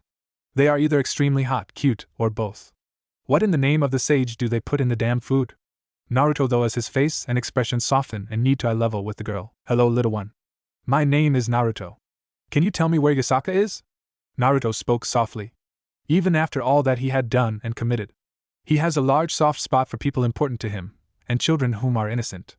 He knew the actions of the 5 nations were the direct result of the Kage dying to protect him while he took Kaguya's soul. Sasuke was a prick like that. But the prick died shortly after, so he supposed that's a good thing. Okasama is currently away checking the Kyoto's key lines. She won't be back till later. Are you the fallen that Okasama has a meeting with? The little girl asked cutely. Naruto smiled softly and nodded before the door was slammed on his face. With a blank expression, Naruto blinked. The fuck just happened? Naruto looked confused while looking at the door. He hadn't done anything wrong and he has gotten rid of the Rouge group troubling the Kyoto yokai faction. Rubbing his head in a sigh, Naruto slumped in defeat as his training session with Azazel and using the void element took a lot of him. Going to sit on the temple steps, Naruto gazes to the stars with a lost expression. I wonder how the others are doing, Naruto thought as he became lost in his thoughts. His thoughts drifted to Tsunami, Inari, and that old drunk Tazuna. The 3 of them helped Naruto back to his home while he was injured. He does know they left 3 days before he was attacked, but if they were alive was something he wasn't aware of. Naruto's face became a deadpan expression as he saw a fallen angel flying towards him. Normally this wouldn't be a problem, but she or he was leaking so much hate and bloodlust she might as well wear a giant neon sign that says "I'm here" in bright bold white lettering. There you are. The fallen didn't even get a chance to attack as sand wrapped around him, or her quickly enough, and the only thing one may hear is a muffled voice. The sand bent backwards before launching the fallen at supersonic speed to the horizon of the earth. Naruto looked impressed but noticed he actually acted on its own. Like when Gaara had the Shikoku in him. I miss Gaara, Naruto thought as he played with the sand, making it dance around his fingers. In a trance-like state, Naruto played with the swirling set as he gathered ice and crystal. Playing with the elements, Naruto focused on changing their shape, size, and density. He could sense the little girl in the hallway of the house, and he can make out a faint sound of what sounded like a conversation over the phone. Most likely calling for her mother wherever she is, Naruto thought as he played with the elements with a calm expression. He knew he wouldn't have to wait long before Yasaka came back. But until she came back, he was going to sit on these steps and relax a little, hunting down all those Rouge Devils and Fallen, training with Azazel or Barakiel, maintaining their spy network, recruiting hackers, healing any injured, and learning anything else he could while he was here had drained him. He needed a break every now and then. Or he would have went insane by now. Of course he had to avoid the eyes and ears of other faction workers while maintaining the appearance of a single set Fallen, which wasn't easy. His chakra and magical power could not cross a certain threshold. In order for that to happen, he needed his senses alerted and high at all times. He also needed to avoid the devils and pure angels in order for his strength to grow with magic and other skills Barakiel, Azazel, or even Shamhazai can teach him. Which with magic is quite a bit of learning, practice, and patience. Though with his Kage Bunshin helping out his training effort, he was able to cut down his training time by sparring 10 to 15 clones every morning. Ring ring, ring ring. Naruto took out his phone and saw Barakiel calling. This is Eagle. Go ahead, Raven, Naruto answered with his Bluetooth earpiece. The phone, Bluetooth, and they're call encoded that way no supernatural or non-supernatural can eavesdrop on their conversations. Eagle, this is Raven. Any status update on the mission you have been assigned? Barracuda or Raven said as his call sign was Raven. Sighing, Naruto nodded to himself before slipping into the shadows of the trees. With his sensor abilities up, Naruto felt nothing around him. Mission was completed about cleaning up the rouges. But for my second task will take time. Their boss isn't so eager to make a firm treaty, Naruto replied as he heard Barracuda hum on the other line. Thank you, Eagle. Now I have a hit job for you. A human by the name of Saito Yui is traveling to Kyoto, and in his possession is a briefcase that might be problematic to our group. Your mission is to intercept the package. How you proceed is up to you. Also be careful, he is meeting a devil in a building located in the city. However, with the security of the company we weren't able to get blueprint layouts. However, we were able to get a list of items the security guards carry around, Barracuda said with a sigh. High-profile missions were bad for their faction, but they were also needed. But the problem was no one had Naruto's skills nor abilities, leaving him the only one to take sensitive jobs like these. Okay, tell me what the package is and the security guard's loadout, Naruto said, leaning against a tree. A plan ready to form in his head. The contents of the package is a relic artifact. From what we were able to gather, though, chatter, it's a Menenohoko, Barracuda said grimly. Naruto blinked for a moment before his whole body went pale. The Menenohoko? Naruto asked, slightly afraid. Yes, that a Menenohoko, Barracuda said. Great, so much for staying on a low profile, Naruto thought while rubbing his head. A Menenohoko, otherwise known as the Heavenly Jeweled Spear. It is often represented as a naginata and one of the Shinto's greatest treasures and rightfully one of the most powerful sacred artifacts in the world. It was also known as Spear of Creation as it contained the elder Shinto gods' powers before they handed it to the deities Izanagi and Izanami. Naruto smiled kindly to the memory of the mother and daughter after an awkward conversation of why he waiting all night on the steps of the temple until Yasaka returned from her responsibilities of keeping whatever she does in check. Naruto just waved off the mother and daughter with a hearty laugh and said it was fine. He had received worse after all. Being a fallen and learning about this sacred gear users are no different from being a Jinchuriki. Currently this is his second week in Kyoto, and he has yet to receive any new orders from either Shamhazai or Azazel. As such, Naruto took the time to relax and get to know the family. He was trying to build a decent relationship with Yasaka and Konoha at the least. The little girl attached to him almost after Naruto offered to show the girl a really cool magic trick. Since then she hasn't stopped trying to be around him. Though he will admit she was afraid at him at first. Fallen don't have the best record after all. Naruto could understand why they were so weary of him when he first arrived here. The hostile or cold glares were nothing to be surprised at, and Naruto had went the worse. Like that one time Barracuda was trying to teach Naruto Holy Lightning. Damn bastard didn't let Naruto sleep till he learned it. But in the end it was to help Barracuda and his overall well-being and health. But since Naruto had showed that little trick, she always was at his side. Something her mother found both odd and adorable, as Naruto played with the little kit when her mother couldn't, and when he prepared dinner when someone else couldn't. Of course, Naruto felt the yokai watching him intently every day. Not that it bothered him any. He found Konoha quite cute and loads of fun. Something about her childlike innocence and curiosity had filled Naruto's heart with a small warmth he enjoyed. He even taught her how to draw some. It's too bad Kurama was still recovering from the war along with the other Bijou. He bet if they found out he can transform into a kitsune or at least a kyubi, he wouldn't be allowed to leave. Even though there is a massive difference between the Bijou and the yokai. One is a sentient mass of chakra and the other is a legendary mythical creature from Japan that is worshipped as a kami. Yasaka was very polite, however, and treated Naruto respectfully ever since that bump in the beginning. To this day she hasn't stopped saying sorry. Something Naruto found embarrassed Yasaka is a cute Yasaka, which he comment on, which made the woman blush a bit, being called cute or beautiful. For Yasaka, however, she never knew a fallen can be so open and honest. Naruto was kind as he was understanding. He did not particularly enjoy their first meeting, but she was shocked of how nonchalant he was about it. He forgiven them so easily, and did so with a dazzling smile on his handsome face. The first thought that ever comes to anyone's mind when it comes to the fallen are generally sums up as murderers, rapists, warmongers, criminals, and some of the worst of human society. Expect they hold some of the worst supernatural beings. This, however, changed when she met Naruto.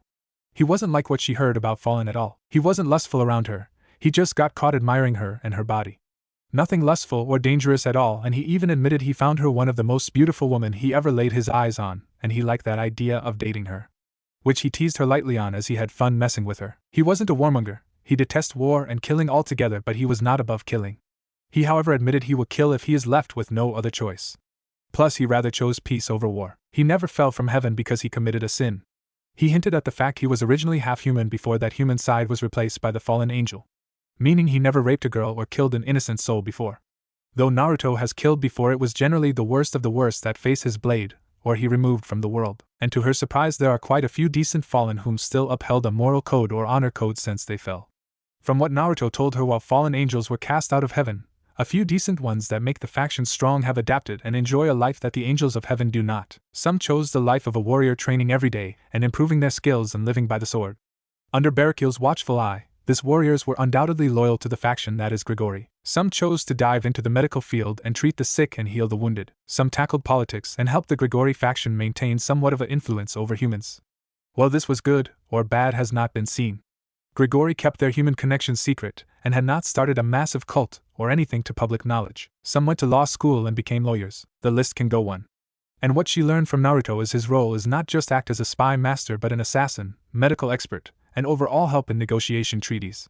Something she finds herself admitting he does all those roles with nothing but 100% in effort. She had seen how Naruto became so close to her daughter. Now Naruto is called Oniai-chan with such affection that it surprised her how warm and kind the fallen is. He was able to help some yokai in Kyoto and treat their wounds or what ails them, boosting the talk about the mysterious fallen within Kyoto. To say she was surprised at how kind and understanding Naruto is was an understatement. And in the end, it only made her feel worse for thinking he was like all fallen. He only been kind and patient with her, and she was treating him like he was already her enemy. He could very well killed her and her daughter in her sleep, but he hasn't, and he never show hostile intent even when he was receiving that said intent. She would have to apologize to him again. Morning, guest bedroom. Sitting up yawning away the sleep in his eye, Naruto blinked a couple of times before his vision had cleared up. It's been quiet since Azazel had contacted me. He wouldn't do this without good reason. But after I take back that damn heavenly jeweled spear from that human, my spies should have located him by now, Naruto thought as he got up and dressed in black cargo pants and a white button-up shirt. Sniffing the air, Naruto smelled the scent of food being made. Bacon, sausage, bread, and maybe waffles or pancakes, Naruto thought with a faint smile. Normally he would have gotten up and made something for him and Konoha unless her mother wasn't busy. Naruto was quite fond of the little Kyuubi girl and her mother. They weren't like Kurama, though he loved that big bijou and his Jupiter-size ego. Yasaka and Konoha were much more lovely and much cute. Konoha being adorable with how she acts around him. Yasaka being a beautiful, stunning, strong woman which he finds attractive. With a quick glance at his seals and accounting for everything, which this has become a habit somewhat ever since Naruto found Azazel reading his godfather's Ika books. Naruto had checked his seals every day after getting his books back. Of course, Naruto only had got them back after he promised to publish the books and give Azazel the limited edition copies. Naruto of course kept the black lace limited edition for himself, and the world over had begun the hunt of the genius that made the book. Goody. Going towards the living room, Naruto noticed a lack of shadows this morning, meaning the yokai are starting to trust him. Good. All he needs to do now is grab that damn spear and return it to its rightful owners, the Shinto. Then he can truly relax and play with little Konoha. Oniai-chan. A little girl's voice yelled out in excitement. Oof. A giggling can be heard as a little fox yokai holds onto Naruto's leg. Morning, Oniai-chan, Konoha said with a bright smile, her 9 tails waving around happily. Morning, Kuchan. How's my favorite little kit? Naruto said with a kind warm smile while picking you the girl and holding her close. I am okay, Oniai-chan. Can we go play at the park again? The little vixen said with mixed excitement in her voice. Naruto smiled, giving the girl a warm but mysterious smile. Maybe, Kuchan, I have something to take care of today. Hopefully I can get done soon, Naruto slightly explained. This made the young fox ears drop along with her tails. It didn't help she had the most adorable pouting/sad face Naruto had ever seen. But to make it up to you, how about I take you wherever you would like to go? Like going to the ice cream store, and the effect was instant. The look of joy in the little girl's eyes shines like a star. Yay, I love you, Oniai-chan, Konoha said out loud, making her mother, who was secretly watching the exchange, smile with a warm feeling fill her chest. Hi, love you too, little Kuchan. Naruto patted her head and put her feet back on the floor. Konoha went to her mother and hugged her mother's leg with a bright smile on her face. Morning, Yasaka-chan, Naruto said with a kind smile to the leader of the Kyoto faction. Honestly, Naruto was very happy their relationship had turned for the better. Morning, Naruto, Yasaka said with a quick glance to Naruto, giving him a warm smile. Going ahead to set the table, Naruto with the help of little Konoha had set the table with napkins, silverware, and plates. This took them little to 3 minutes to set as Yasaka continued to cook the last bits of breakfast. So what are your plans today, Naruto? From what I heard you have another task. Yasaka inquired after turning off the burners and fixing everyone's plates. I have to retrieve a relic from a human whom stole it. I will learn more about how and why he took the relic after I question him, Naruto said, putting strain on the word question. Yasaka frowns, thinking Naruto will torture the man or woman, but of course Naruto won't physically torture them. That's why he will use Tsukuyumi. Tsukuyumi, though it requires eye contact to be performed, trapping the target within an illusion completely under the Naruto's control. This allows him to mentally torture the person in question within a few seconds, though to Naruto, or the intended victim, it will be at least several days before they are back in the real world. Or I will just use one of my Rinnegan abilities if I am pressed for time, Naruto mused in thought. Due to no one having the Sharingan, nor having a solid defense against a variety of techniques/jutsu his dojutsu possess, As such, Naruto kept his eyes normally hidden unless taking on a difficult task or the fact he needs to experiment on certain things to see what does and does not work in this world. Such an explain is magic and other weapons that might be magical, enchanted or enhanced. While his Sharingan cannot pick up the internal energy of magic.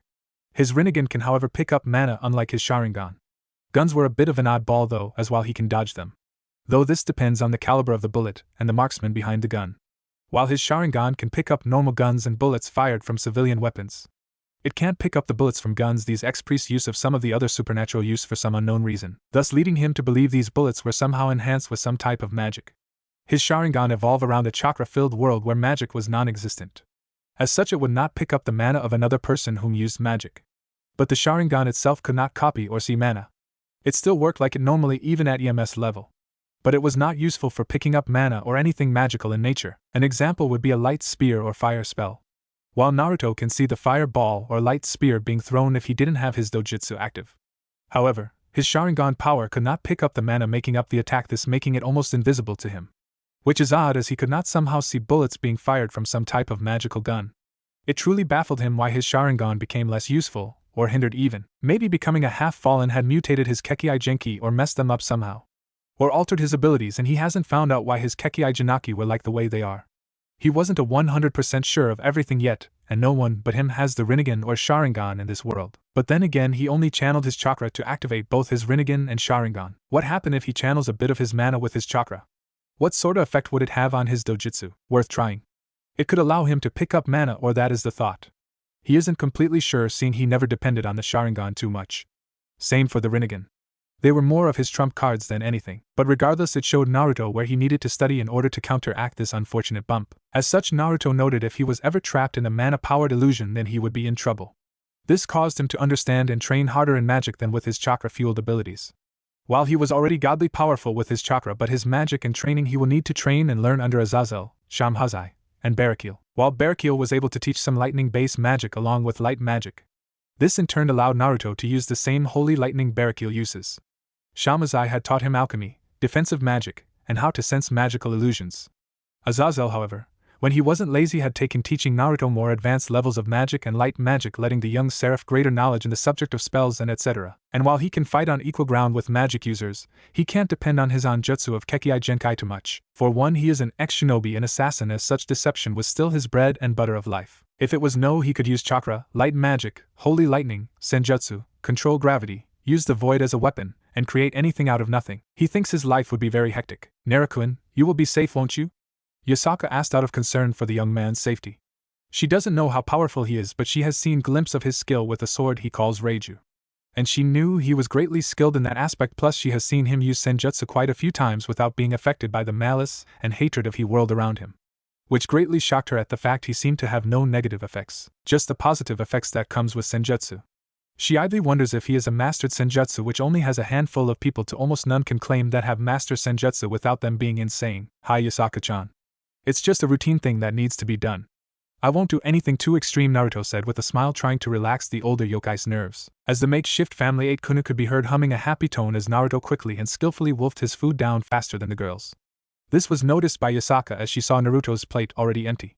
Looking at Naruto with a stern look, Naruto held his hands in the air as mock surrender with a playful smile as both adults continued this type of banter whenever Yasaka was home. If Yasaka cooked Naruto's food was inhaled like he had been starving for days.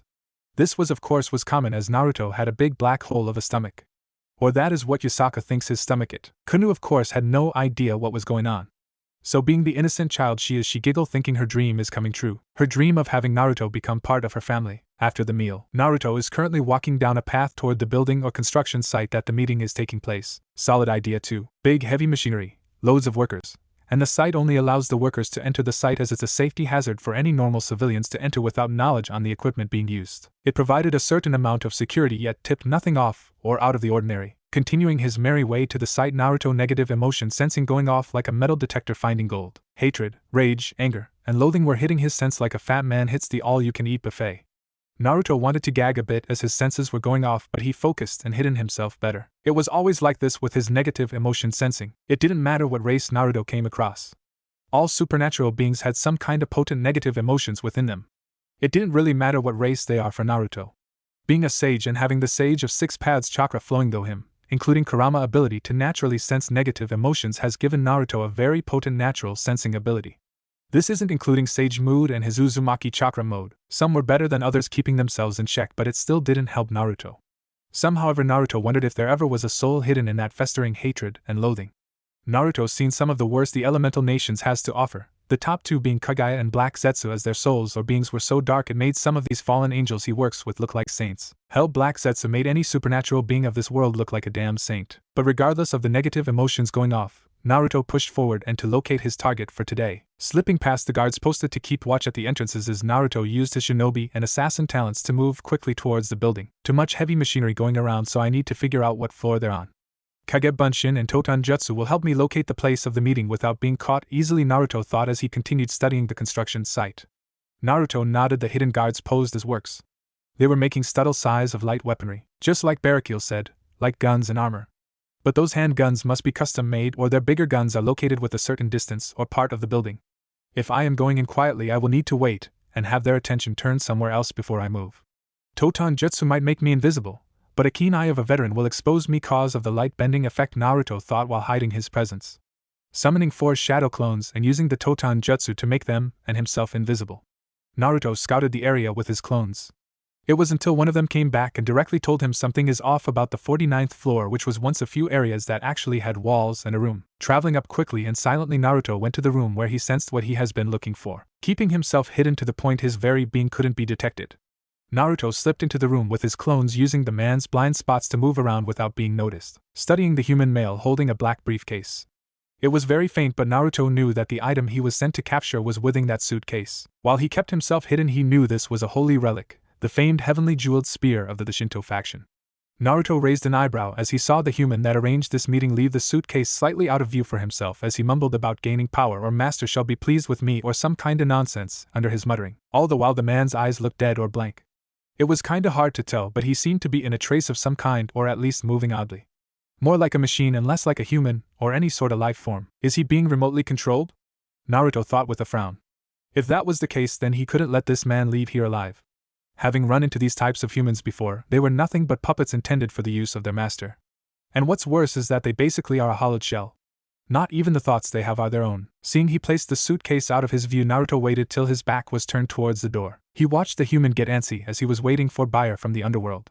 One of his clones transformed into an exact copy of the suitcase, while another clone grabbed the suitcase and switched it with the cloned case, signaling his clone to make a move on the human whom had locked him with the clone's hand over the person's mouth, keeping them silent until he stopped resisting. The clone laid down the unconscious human gently before moving to keep an eye out. It may be a human that was rendered down to nothing but being a puppet, but the human puppet still needed air, water, and food to function. Normally they are disposed of after their uses has run its course, allowing his senses to take effect. Naruto sensed the devil's aura coming up, though she is going to be using the stairs to travel along the stairs, activating his Rinnegan and using Ninjendo to rip the man's soul out so he may learn what he was planning. Including how, when, where, why, and who helped him in any way. After absorbing the man's soul, Naruto deactivated his Rinnegan and fled the scene after destroying the body using his void element. After fleeing the scene, calmly walking down the street of a busy afternoon in Kyoto, Naruto thought about what he learned from the human soul. He was a mere puppet in a bigger game. He had no other memories other than what he was tasked at that building. But from a glimpse he saw a fallen and another being helped organize this whole thing. They used magic to erase his memories and used the puppet spell to make him into a mindless drone.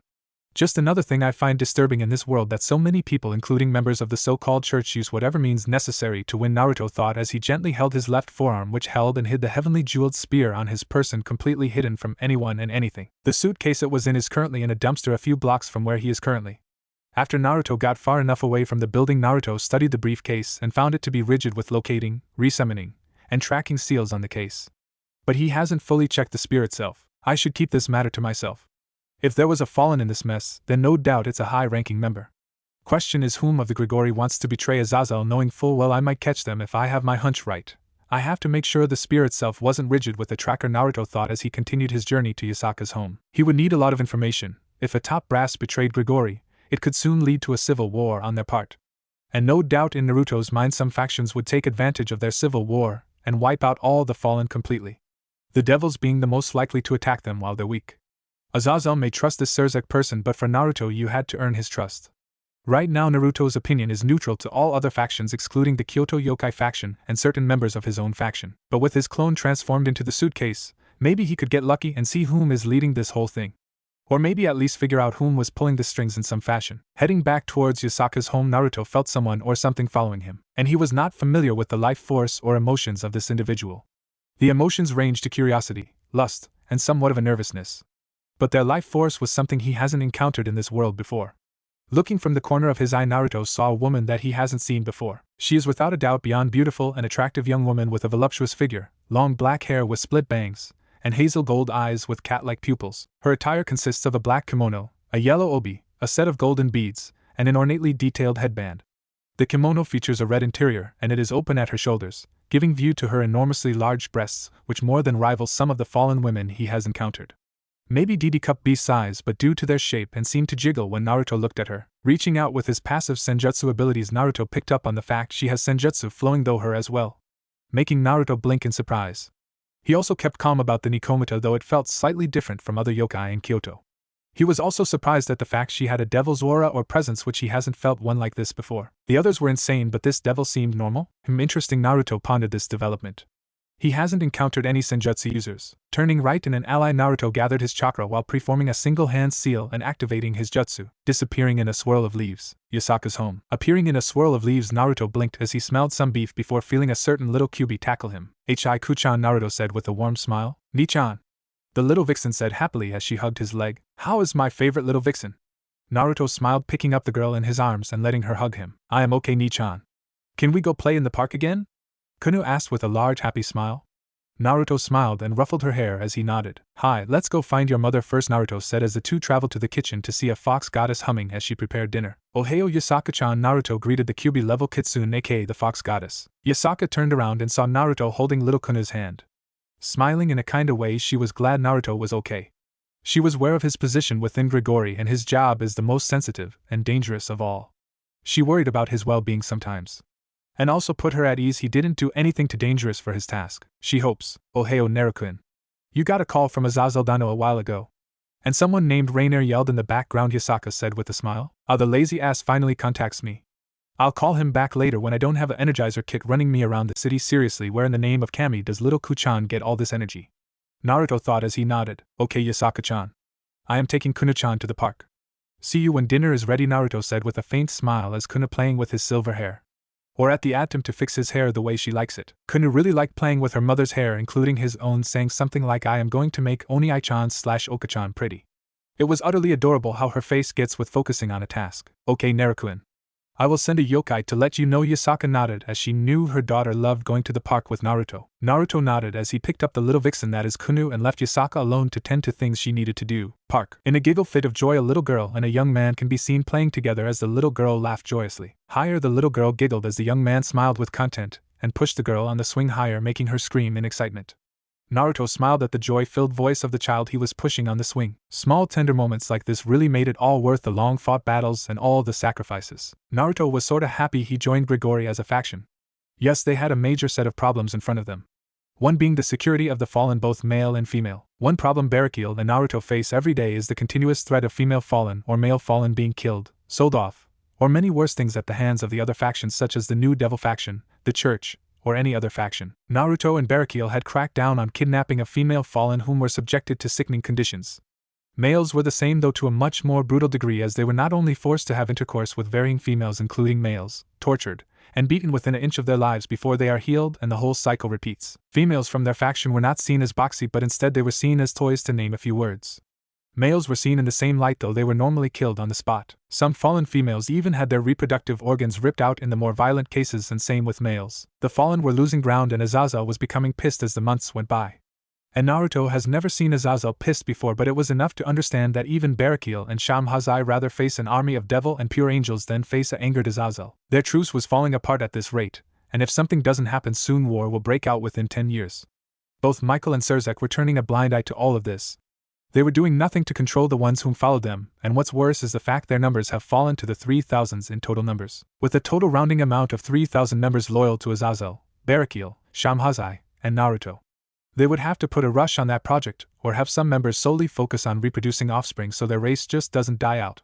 Something all four fallen do not want to tell their members to have more intercourse with their loved ones or someone just for their race to survive the next 100 years. It was wrong, and Azazel had been more busy than ever trying to make a system much like the evil peerage system, though Azazel was trying to find a way around the master and servant deal so the turned fallen still can have free will and leave to a normal life if they wished. Naruto also spent a lot of time helping in this endeavor with trying to find a good balance so the human or entity wouldn't lose control of their fallen powers and abilities. Azazel's goal was to have some fallen and their lovers live long lives together and be happy. Have a makeshift family, or even live an immortal life with your most cherished people, which is one reason Azazel had started studying the peerage system and sacred gears in order to recreate their own system to boost their numbers. The other reason Azazel worked so hard on this project was more personal, but Naruto didn't pry. Though one can wonder what in the hell the name will be for the fallen peerage peace system. Not something like the evil peace system the devils have. Azazel wanted it to be original and something completely different in nature and how it works. Naruto and Azazel had agreed to base it on the game shogi with 1 king, 1 rook, 1 bishop, 2 gold generals, 2 silver generals, 2 knights, 2 lances, and 9 pawns. The total number of pieces would be around 20 pieces compared to the 16 pieces the evil peerage system has. What they haven't figured out is a name. Naruto wanted to name it Lost Light System, but Azazel wanted to name it Dark Wing System, but they couldn't agree on one name or the other. Barakiel suggested the name Tainted General System, while Shamhazai liked the name Departed Guard System. Each name was good, but they wanted to stick with one name. Also, the Fallen were no longer fighting to maintain a balance and happy peace between any faction. Now they were battling just to survive another year without losing anyone. With that being said, Grigori had been the most quiet faction out of all the factions in the world to date. Even the ever-so-well-hidden Shinto faction was still much more active than the Fallen faction, something that the other factions are taking a note of, as there hasn't been so much as a small fight. So many factions were wary of why the Fallen Angels were so quiet. But they didn't have any contacts within Grigori like Naruto has everywhere else. Naruto's attention was snapped out of his thoughts as he received a text message. Opening the message, he sees Rainer, Calawarner, and Middled had went to his apartment in Ku where normally Azazel stays. I hope they aren't going to cause me any trouble, Naruto thought. Of course, those 3 girls were a bit of joy in Naruto's life. They were a blend of students, love interest, and best friends. Something he doesn't think normally happens. Naruto greatly enjoyed their company whenever they were free. Of course, Naruto also took them out to dinner, and even cooked them dinner. Something that has become a positive habit. Oni-sama? Naruto raised an eyebrow and turned his attention towards the little girl whom had slowed down on her swing as she wasn't being pushed anymore by Naruto. Oh, sorry, Kuchan. I was lost in my thoughts again, Naruto apologized to the young kid. What are you thinking about, Oni-chan? Kunu asked with curious look. Naruto smiled kindly at the little girl and patted her head. I was thinking about all the people I work hard to protect, Naruto said softly as he noticed the area around him had begun to fade into a dark blue hue. Looking at his surroundings, Naruto noted something very odd yet dangerous. Everything has stopped, or become still. What? Naruto thought as he got close to little Kunu, whom is also frozen. Naruto body tense, ready to protect the little girl he had become so attached to during his stay. He didn't want to see the little girl hurt and her mother be broken. Naruto wouldn't be able to handle the guilt nor would be able to handle the untamed rage within himself if he let her get hurt by anyone. Naruto blinked as everything returned to normal, but Naruto saw a small piece of paper on the ground. Oni-chan? Kunu looked at the master assassin with a confused look as Naruto picked up the note. Naruto faintly smelled a pleasant and sweet scent, yet at the same time the smell of a wolf lingered on the note. Pocketed the note, Naruto looked at the sky before turning to the girl. Sorry, Kuchan, I thought I sensed something off. Naruto patted the girl's head with a warm smile. Patting the girl's head, Naruto picked the girl up and took her away from the park. Let's get some ice cream, Naruto said with a smile as the little girl cheered in joy. Later that day, Naruto sighed as he leaned back against a post as he sat on the patio. Looking at the small note he found on the ground, Naruto found it interesting that it was there after everything around him freezes.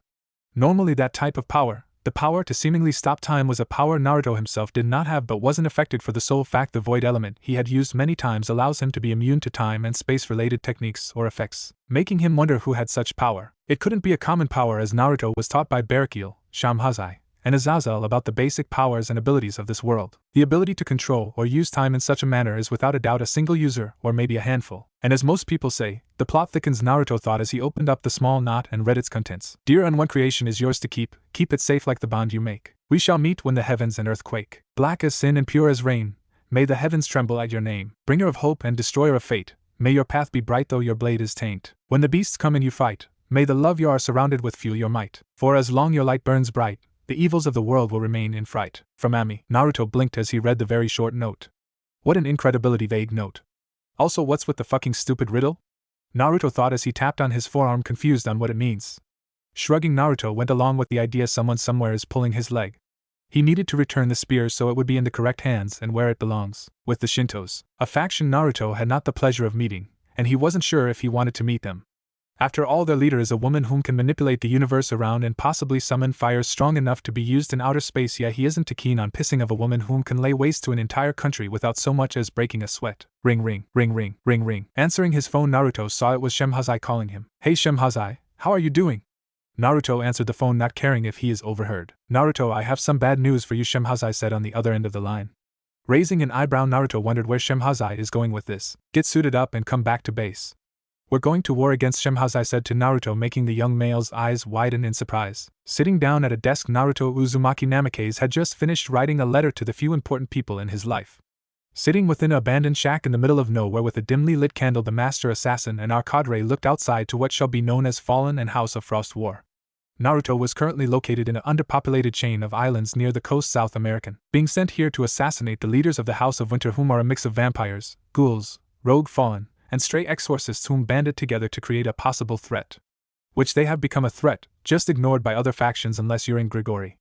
Well, now they are seen as a threat, as Naruto was sent here to not only assassinate their leaders but take back the treasures they've stolen from the fallen and protect the human population not too far by plane or jet. They also had the use of human military equipment such as a military navy aircraft carrier which had a total of 12 fighter jets on it, a nuclear submarine, and the fact they have at least in total worth of 3,000 mindless humans, ghouls, and other drones as their frontline fighters. How they went unnoticed by the other factions is completely beyond Naruto. They had a nuclear-powered submarine for Kamisake. How in the living hell did they get their hands on a submarine with a nuclear reactor? Sighing, the master assassin rubbed his headache away. I will never understand the minds of some factions. If they set up that nuclear reactor like a nuke, and it goes, then it will be like setting off 2 atom bombs at once, which could very well destroy more than just a city. I pray they don't intend to use that submarine as a bomb. If they do, thousands if not millions of lives are at stake, Naruto thought as he rubbed his hands together and looked at the sun slowly going down. Blowing out the candle, Naruto grabbed Harmony and Discord and walked out the door. This was going to be an uphill battle. Time passes. Another year has pasted in the world, hasn't it? A male thought as he looked towards the stars. To his side is a part of his squad that he has been fighting with since this little war began. Though it was not without its ups and downs. While the war was ending swiftly and quickly thanks to himself, Barakiel, and a newer fallen named Connor that joined Naruto. The said newer fallen was under Naruto's tutelage. It was not without a cost. Some of the men that had joined Naruto in freeing this land from an insane vampire scientist had lost their lives. Though one could not help but respect these men whom are fighting overwhelming odds and yet have won battle after battle. Of course, it wasn't really over till Grigori had terminated every one of those so-called leaders. Fighting against a makeshift house that controlled this island was annoying, as they had an army of ghouls for their frontline soldiers and a few higher class beings for their leaders. Truly, he thought he would be back home or staying with Yusaka. Maybe I should ask her out on a date, he mused as he heard another explosion off in the end, checking his gear. The male looked outwards to the tattered battlefield, seeing the bodies of supernatural and mortal alike as their blood created a river. This is it, he thought before he gotten up and dusted himself off. Hardening his features, he dashed through the woods at inhuman speed. This was the last push he was allowed to fight, and as rumors of a newer unknown fallen was already spreading, something which Azazel clearly made an effort to keep Naruto's existence secret from the other factions as best he could. This small bloody war, while had not attracted a lot of attention, did spread out a lot of rumors about Naruto himself. Though they were nothing more than theories some people made up as Naruto fought in the war. No one really knew who he is or what faction he is in. They didn't even know of his status as a seraph fallen angel, not his connection to Grigori. Which on the bright side is a good thing. Moreover, he was tasked with staying hidden during the said war. A ghost or a shadow to Barakiel as he fought in the limelight, while Naruto struck and killed in the shadows. But like Naruto said, he was a rumor or closer to a spooky myth than anything. Grigori Base. Standing in front of Azazel, Naruto stood worn out from the stress that the last major battle has brought him. Disarming a nuke linked to a nuclear reactor, and add to the fact it had enough force to equal 100 megatons of destructive power, was nerve-wracking. Sure, Naruto could level a city much like a nuke, but his attacks wouldn't leave any harmful radiation. Thankful most if not all factions ignore human-made weapons unless they are enhanced in some form with magic or similar nature. Most factions avoid or are not interested in such technology as magic. Certain spells moreover have the potential to have more destructive power than a nuke or exceed the destructive force any nuke can never hope to match. Naruto and Azazel, for example, can level a city in one attack with a powerful attack. Of course, if both Seraph Fallen really went at it, they could destroy more than just a city. Barakiel and Shemhazai themselves can destroy quite a bit, if not more than half a city. Please tell me you gotten rid of that damn nuke, Naruto asked with a twitch in his eyes as Azazel nodded, letting Naruto know the nuke was gone. Sighing in relief, Naruto let his body relax as the long battles and the war took a toll on him. Of course, saving the lives of millions of people depending on you not to fuck up would stress you out too. Don't worry, Naru, it's sitting at the bottom of the deepest trench on Earth. Not even the mermaids can swim that deep without suffering fatal damage. But that isn't why I called you here. First off, damn good job on stopping the war from getting out of hand and completing your task without a hitch, Azazel said as he handed the boy some tea. Naruto sat down across from Azazel. Grateful for the tea, Naruto sipped it as the herbal mix soothed his being. Azazel sees Shemhazai comes in with Barakil, both whom nod at their leader. Naruto greeted the two fallen with a nod as they too sat down, releasing a sigh of relief. The four great fallen all glad that the small bloody war was finally over. Never in my lifetime would I have thought we were able to go to war with the other factions being so ignorant, Barakil said as he sat up and made him a cup of tea. Shemhazai also made in a cup as he nodded in agreement. Barakil honestly expected to have one of two factions aware of that small bloody war. But to his surprise, not any factions care about the third world countries. Not even the other major factions cared what was happening, which made the four great fallen rethink about a lot of things. Ignorance is bliss, they say. Though no doubt this whole thing will echo throughout the supernatural world. Finally that it was over, Shemhazai said as he sipped some tea. Azazel nodded as he thought up the next course of action. He needed to keep Naruto hidden as long as he could from the other factions. If the factions ever found out about the super fallen angel, then Azazel will be on the receiving end of many questions he rather not answer. Now with that being said, Azazel's goal was to get Naruto trained in enough to handle other types of magic and defend himself against anything magical. Which, while slow and an intense process, Naruto had made great strides in his training no matter the subject. That, and he is very lazy after completing the Fallen Guardian system, which only Azazel himself and Naruto have the set of pieces. Barakil and Shemhazai will get their set at a later date. The date being when they finally get their final wing set, which won't be long, with Naruto aiding Barakil and Azazel helping Shemhazai. But the Fallen Guardian system itself is much better than the Evil Peerage system. A lot fucking better than the Evil Peerage system. Oh, how Azazel secretly wishes to see the face of all four Satans when they find out the Fallen made something far better than their system. I want to know how in the hell did they get all those supplies, weapons, men, and monsters. Such a movement should have gotten someone's attention.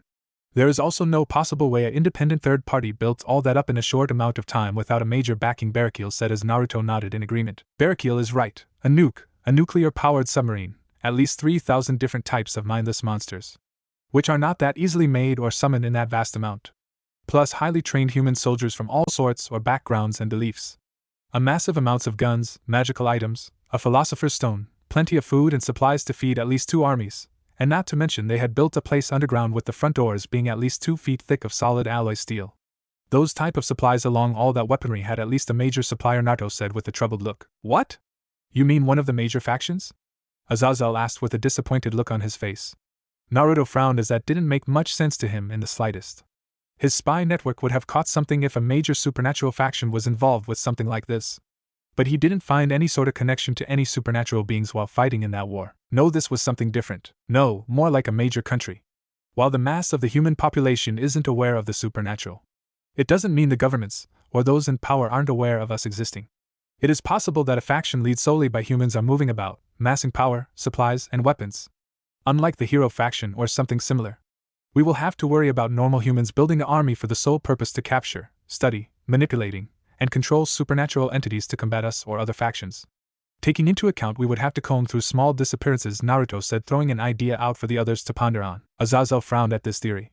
Yes, it did make some sense, but why were all those supernatural beings fighting in the war? What was their goal? There are too many questions and not enough answers. Impossible, but that would take massive effort on. So it would have to be more than one government doing this. The other supernatural factions are solely worried about other supernatural factions. Barakil, I want you to follow up on this and see what you can learn, Azazel said as Barakil nodded in understanding. Shemhazai, I want you to keep up to date on the other factions.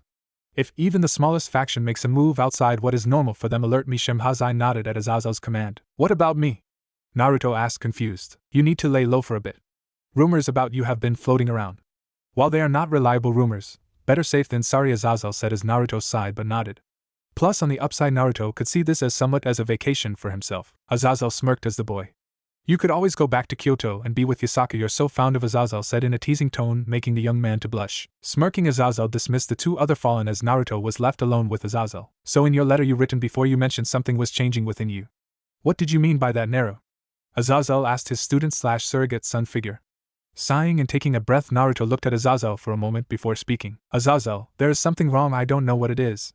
But ever since I left my world and defeated Kage, I've been changing for the most part. Knowledge that wasn't there before in my mind is suddenly there. I can move things without using my gravity manipulation. And I am developing more abilities and I have no idea why.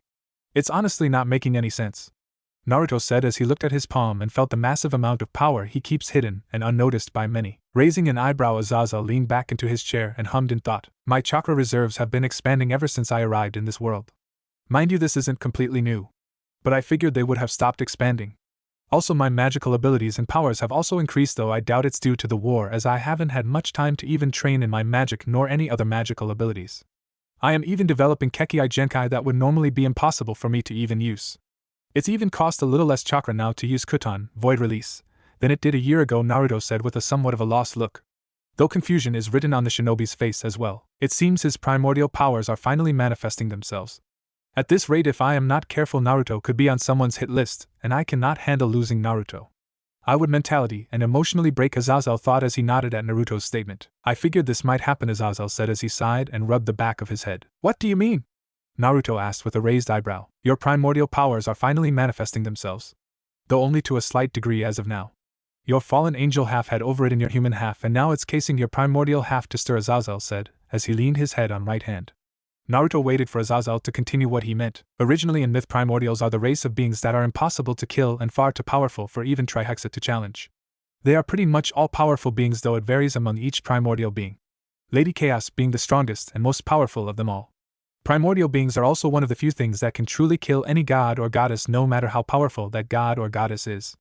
Let's take Lady Chaos for example. She is the one being that even my father cowered in fear of her wrath, as she is not only far more powerful, but she predates him. Even if you took Trihexa, Ophis, Great Red, and my father, all four combined wouldn't be enough to take down Lady Chaos. Seeing as you are half primordial, you will have certain powers and abilities that only primordial beings have.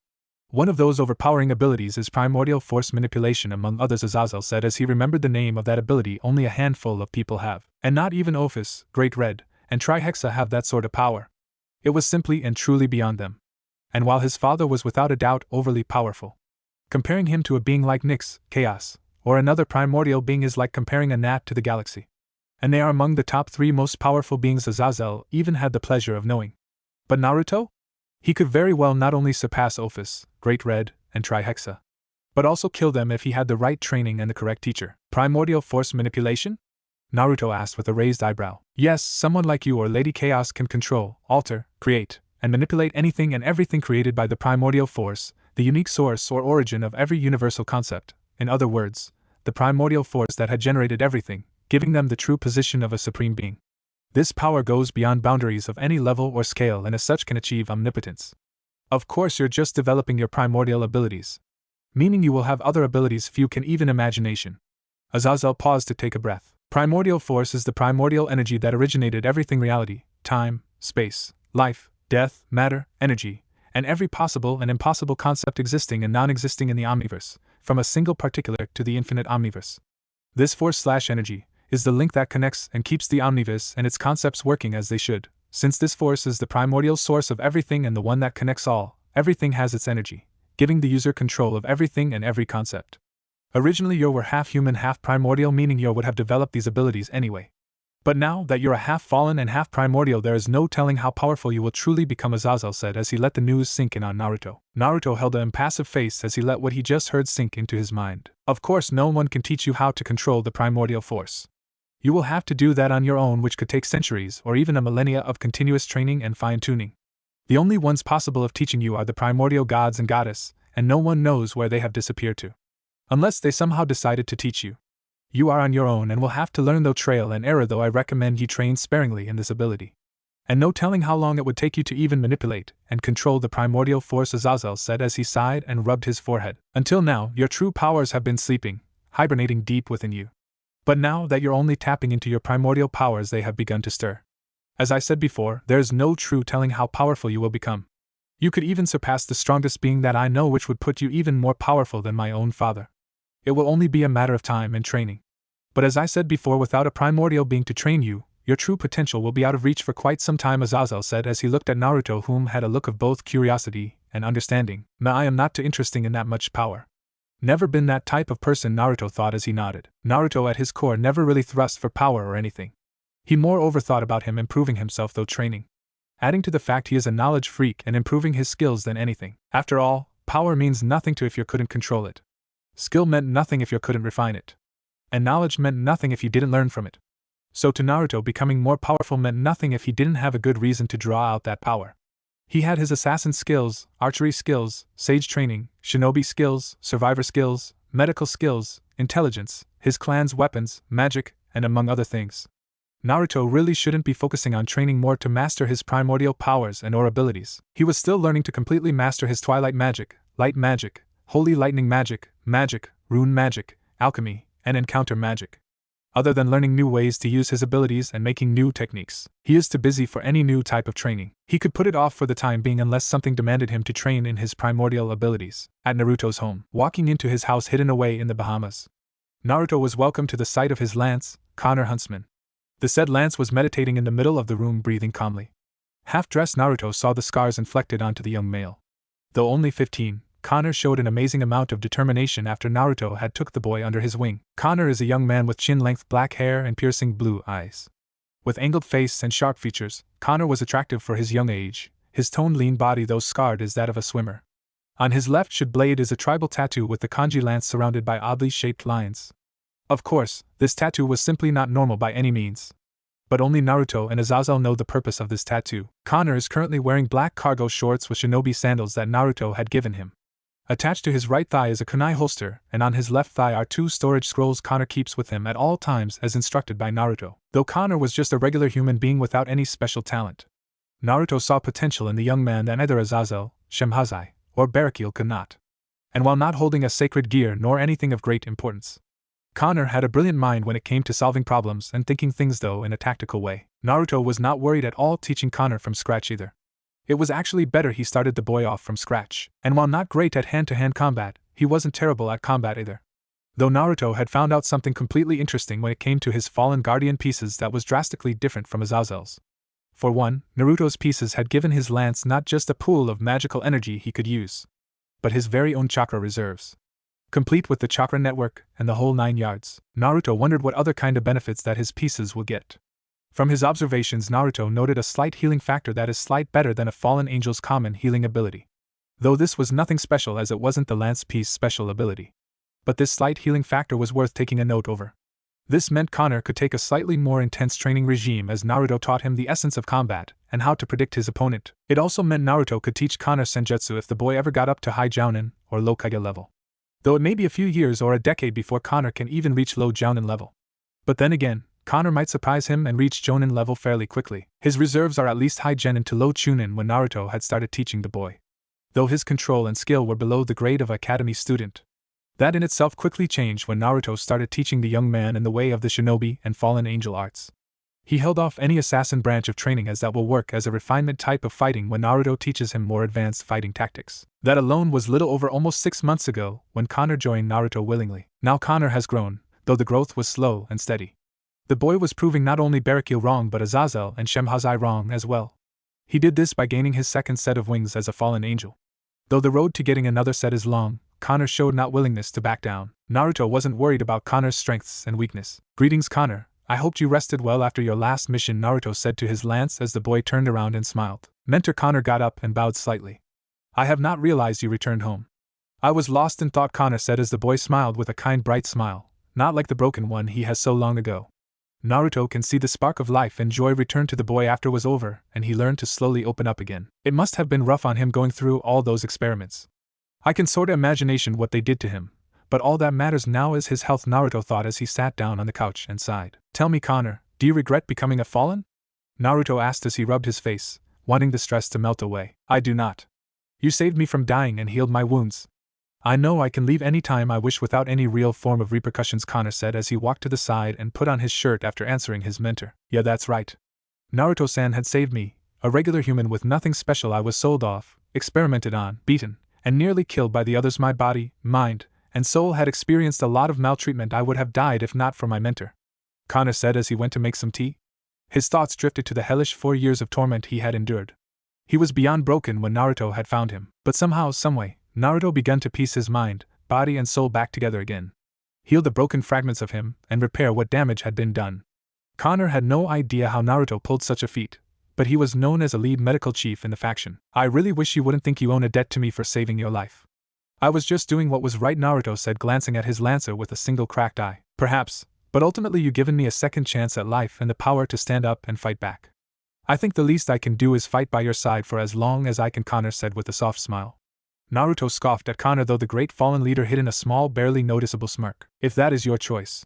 While we are still talking, pack some of your things, we are heading to Kyoto by nightfall, Naruto said with ghost of a smile. Hi, mentor, and stop calling me mentor. Hi, Naruto-sama. That's worse than mentor. Forgiven me, master. Oh, for the love of. Naruto threw his hands in the air, giving a mock surrender as he went to go lay down.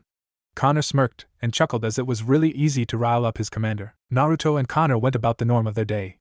Naruto sparred with Connor as a routine and to teach Connor how to go hand-to-hand when he loses his main weapon.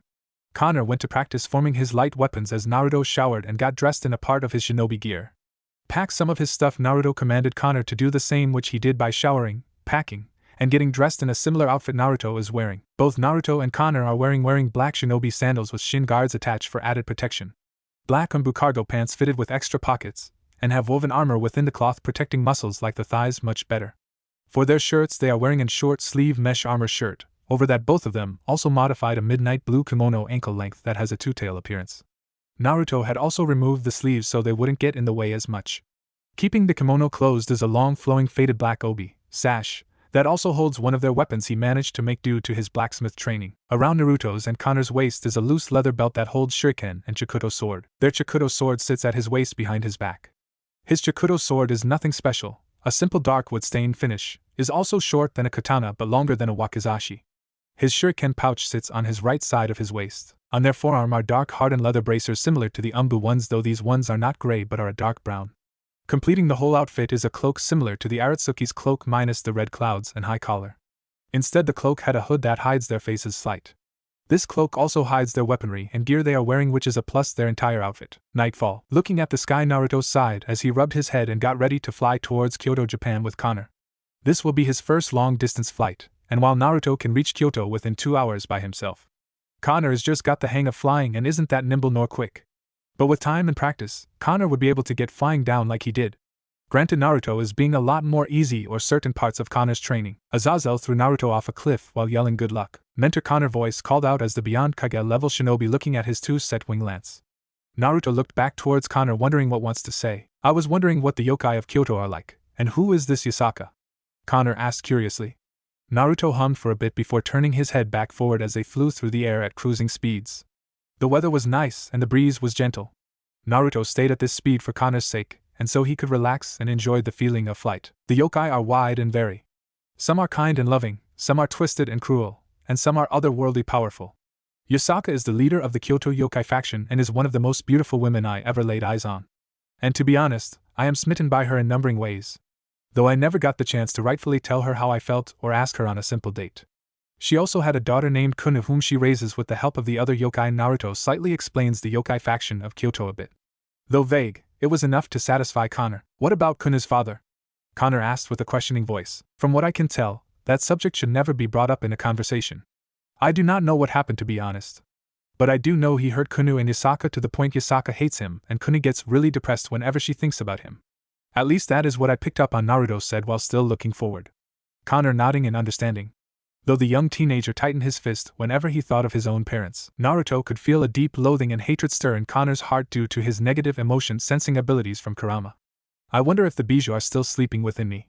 I can still use their abilities. I hope they are okay, Naruto thought as him and Connor neared Kyoto. Mentor, what will my training regime be for this month? Connor asked as Kyoto came into view. Parkour, Naruto said, simply getting a confused look from the former human being. Landing in an abandoned ally, Naruto made his wings disappear from sight even though he kept his power suppressed to the point only one set of wings would be seen at any given time. Connor landed beside him and did the same though he couldn't suppress his powers like Naruto could. Connor, I want you to take a tour of the city and get your bearings of the buildings. I will have some things to do before we rent a hotel.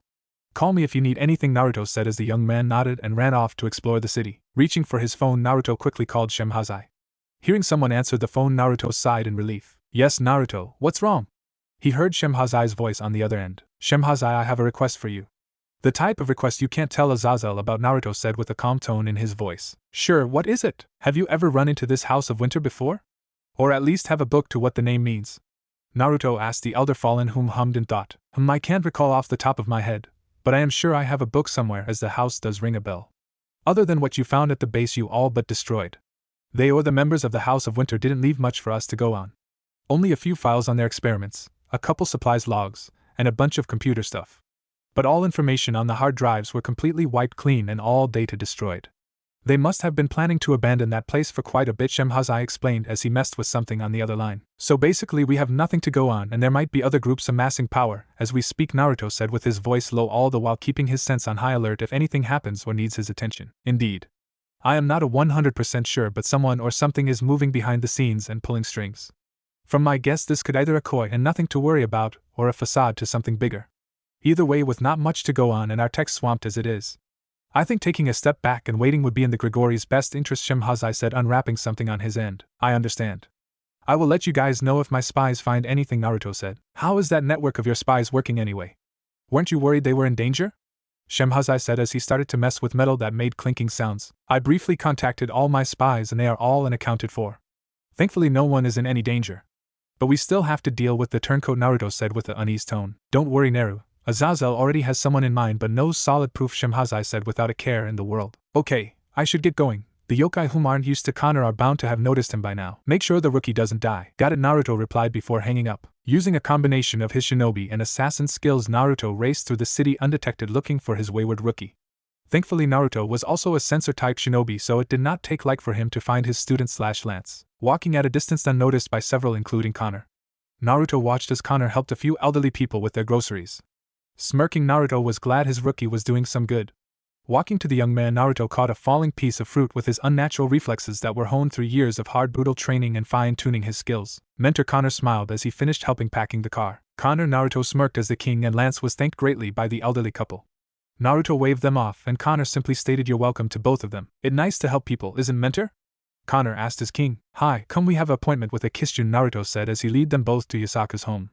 Enjoying the walk to Yasaka's home was an interesting endeavor. Naruto was greeted by some yokai that he had become friends with while others didn't trust him per se. They know better to cause trouble and avoided the two fallen with a wide spread. Connor however kept asked he could try the various treats and snacks they kept passing. And like a guardian with their charge, Naruto bought a few snacks for the reincarnated fallen. Naruto also taught Connor how to further memorize the lay of the city and all the non-supernatural beings that live within Kyoto. The massive city was impressive and Connor seemed to massively enjoy the route they were taking. While Connor was young, Naruto didn't spoon-feed him, but he didn't drown him in his training either. Naruto felt somewhat responsible for the young man, so Naruto made sure that Connor enjoyed a life worth living before he stopped aging at 17 to 19. Naruto himself stopped aging physically at age 18, even though his real age is 20, and he could possibly live twice as long as any angel or fallen. With his Uzumaki life force, 2 Shinju fruits, all 9 Biju, his primordial hybrid half, and his fallen angel half, Naruto couldn't possibly grasp how long he will truly live. He does know he is the most powerful fallen angel, which is why Azazel given him the super fallen angel title, like 2 of them now have the super devil title, which is something that annoyed Naruto slightly. But he had ignored most of the titles and nicknames he had gotten over the course of staying in this world. Beyond light and darkness, a light within the darkness, bringer of hope or despair, king of the abyss, and several other titles that suit Naruto's name, skill, knowledge, or even his unique status that still baffles Azazel as to why Naruto has the abilities that he does.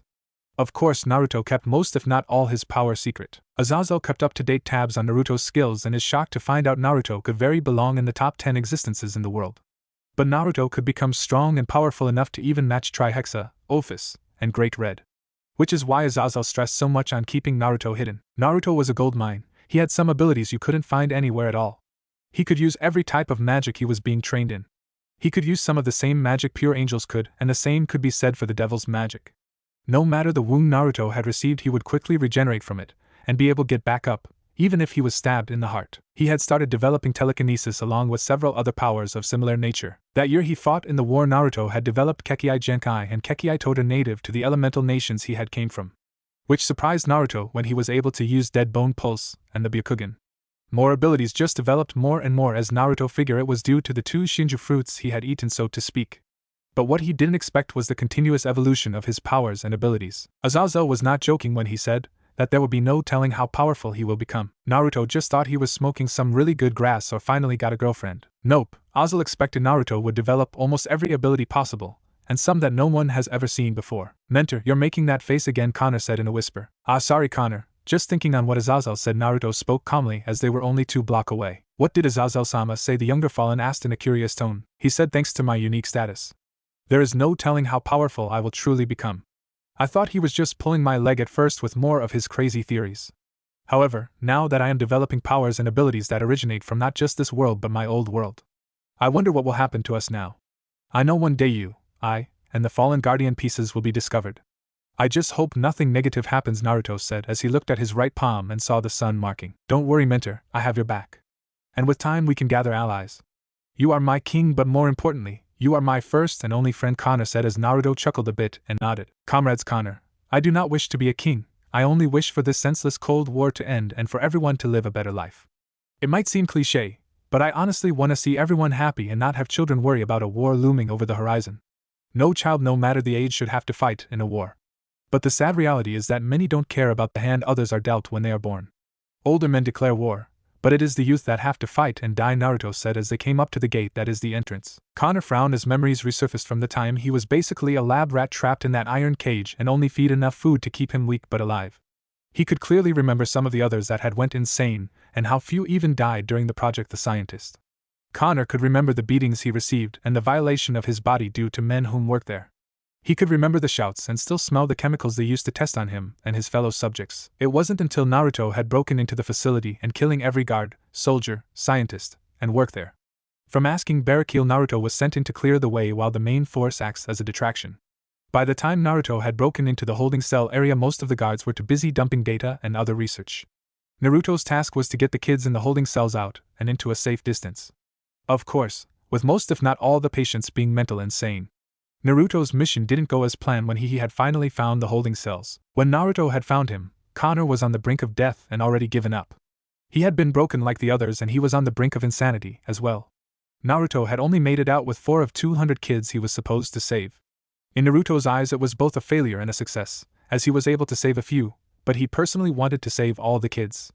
A handful of guards heavy armed with a light machine gun started killing each and every kid in their cell without remorse. In fact, several guards joined in the killing until Naruto had came in and saw an entire room bathed in blood and gore. Lucky, Naruto was gifted at healing and massage to save Connor and 3 others from that abyss. Connor still doesn't understand a lot of things, but he understood when he was on death's door and no one was around.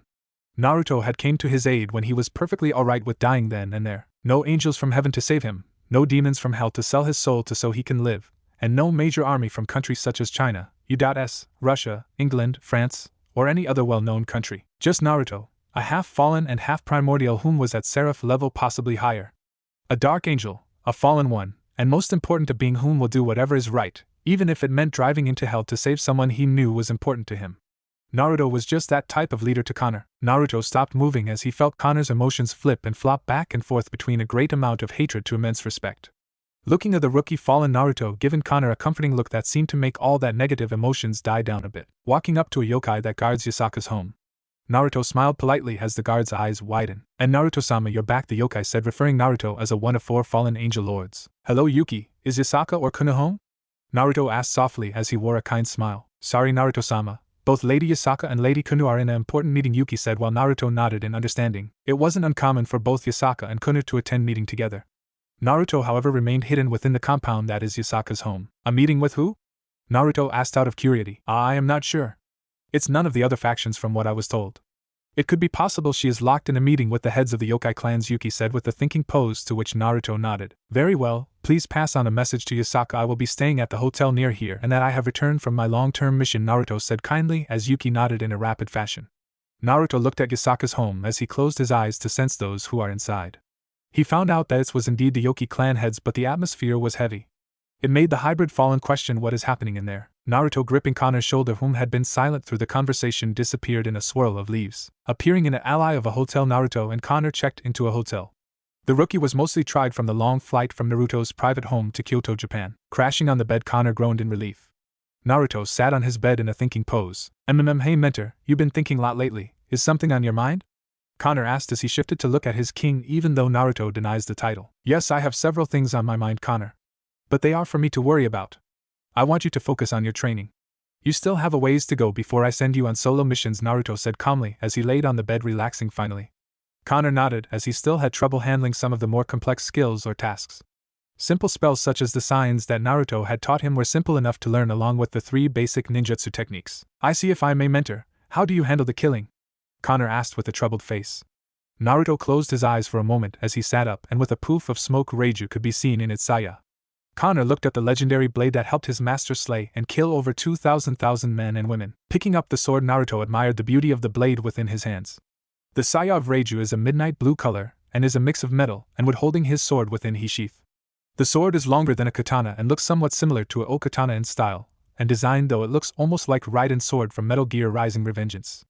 The sword holds no guard yet and somewhat modeled like a Shirasea sword. The handle itself also looks like Raiden's sword, though the add-on of the Uzumaki clan crest is on both sides of the end of the handle, which Naruto didn't mind. Drawing the sword from its saya, Naruto smiled as Connor is in awe at the light blue taint the blade given off, as small bits of lightning arcing along the blade lengthen, giving the blade an aura of danger. The blade is also not curved greatly.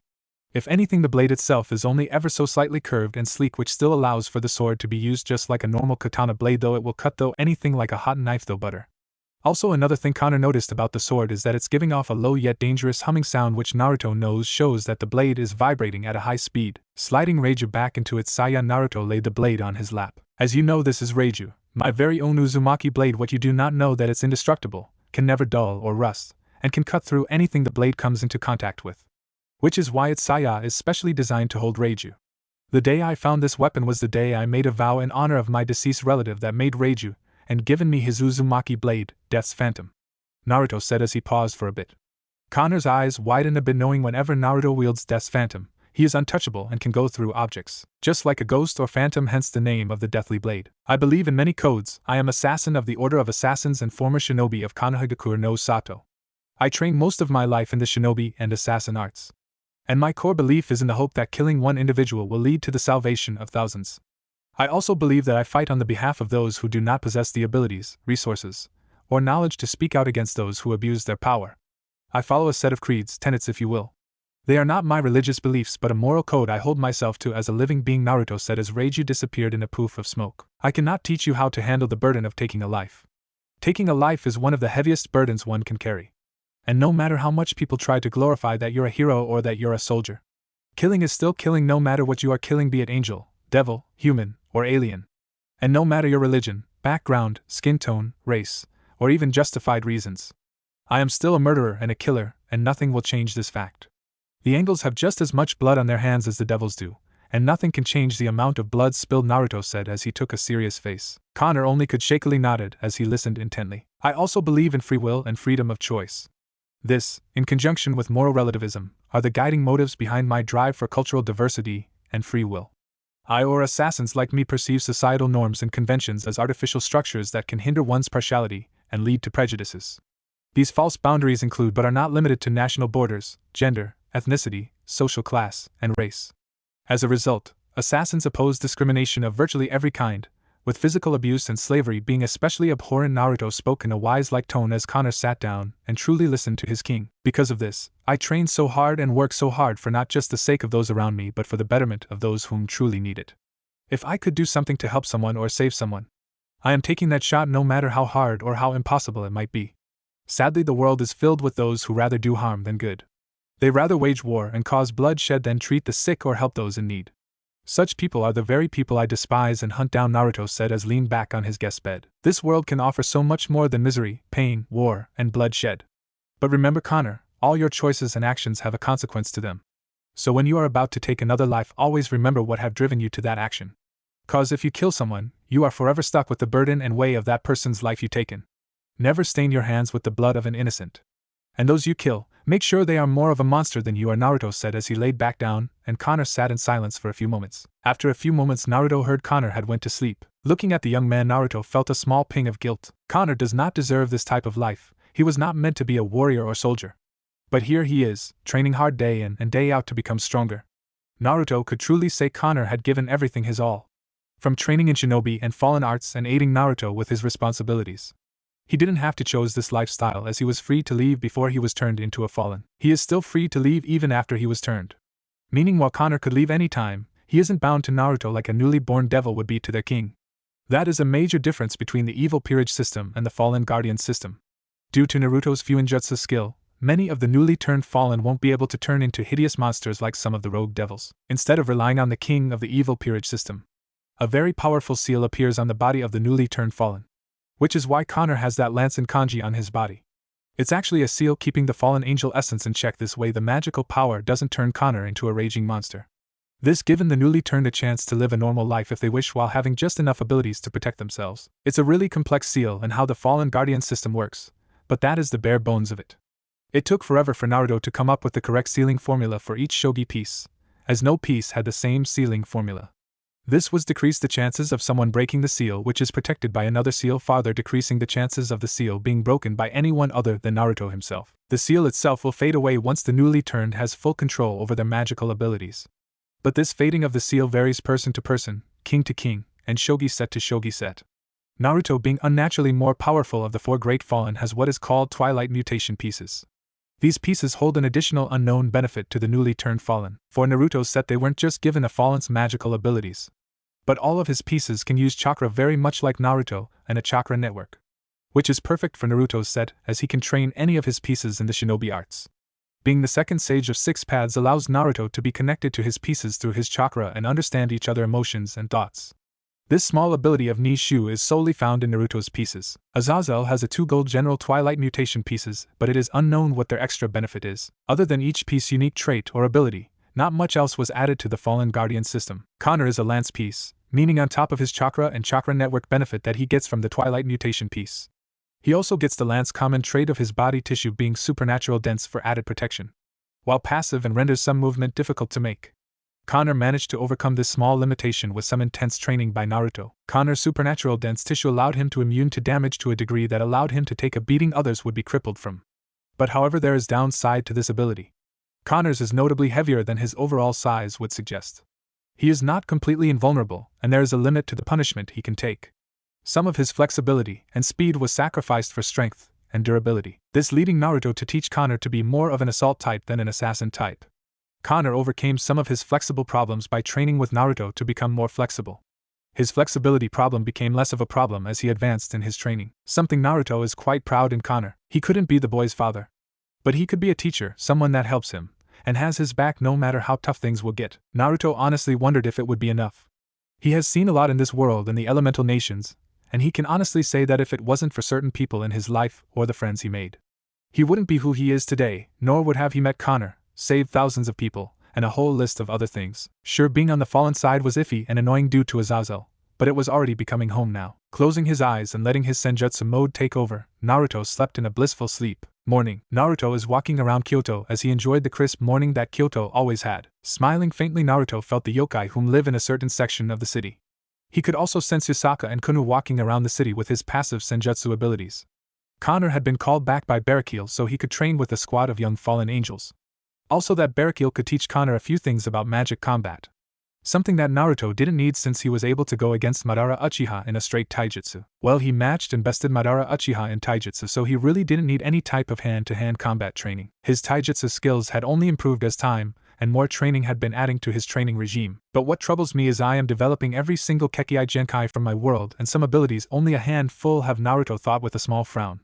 He wouldn't be as troubled by it if he had a way to use all the abilities he has, but elements like lava release, steel release, and a few others he has no way of controlling them at will. Granted, he still have all his father's and mother's books and they have ton of information on the elemental releases.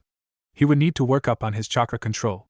With his chakra reserves still growing and expanding, Naruto needed to work on his chakra control every day, and while he has medical shinobi level control, his control can slip, leaving him with few medical ninjutsu he can actually use. Some of his abilities require him having perfect control over his chakra, therefore it was a bitch to even keep his chakra control the same. But at least that was the least of Naruto's worries. I can clearly sense Yusaka-chan and Ku-chan, Naruto thought as he followed their signatures throughout the massive city.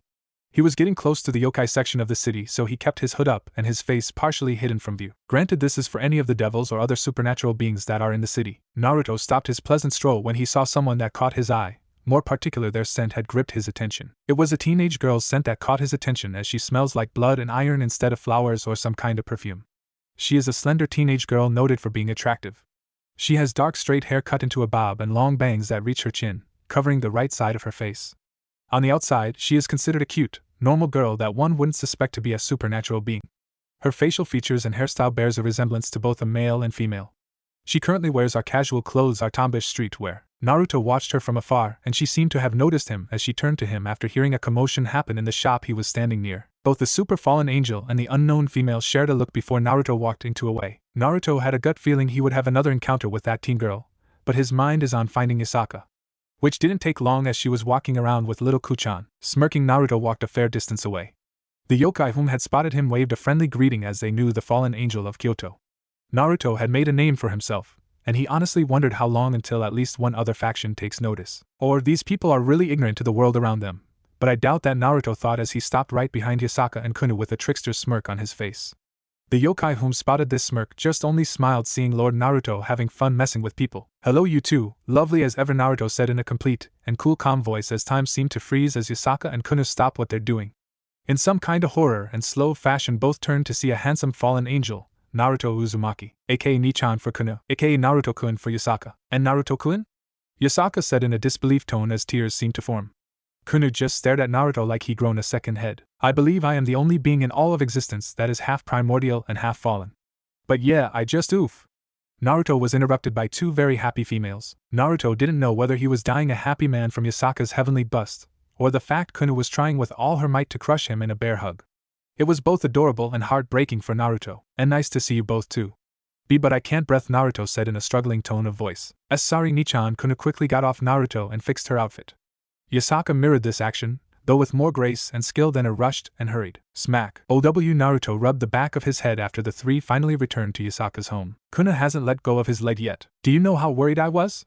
Yasaka shouted with a very angry yet cute expression. "Well, now I knew what it's like to have a worried loving wife," Naruto said before getting smacked across the head again by a blushing Yasaka. "Oh.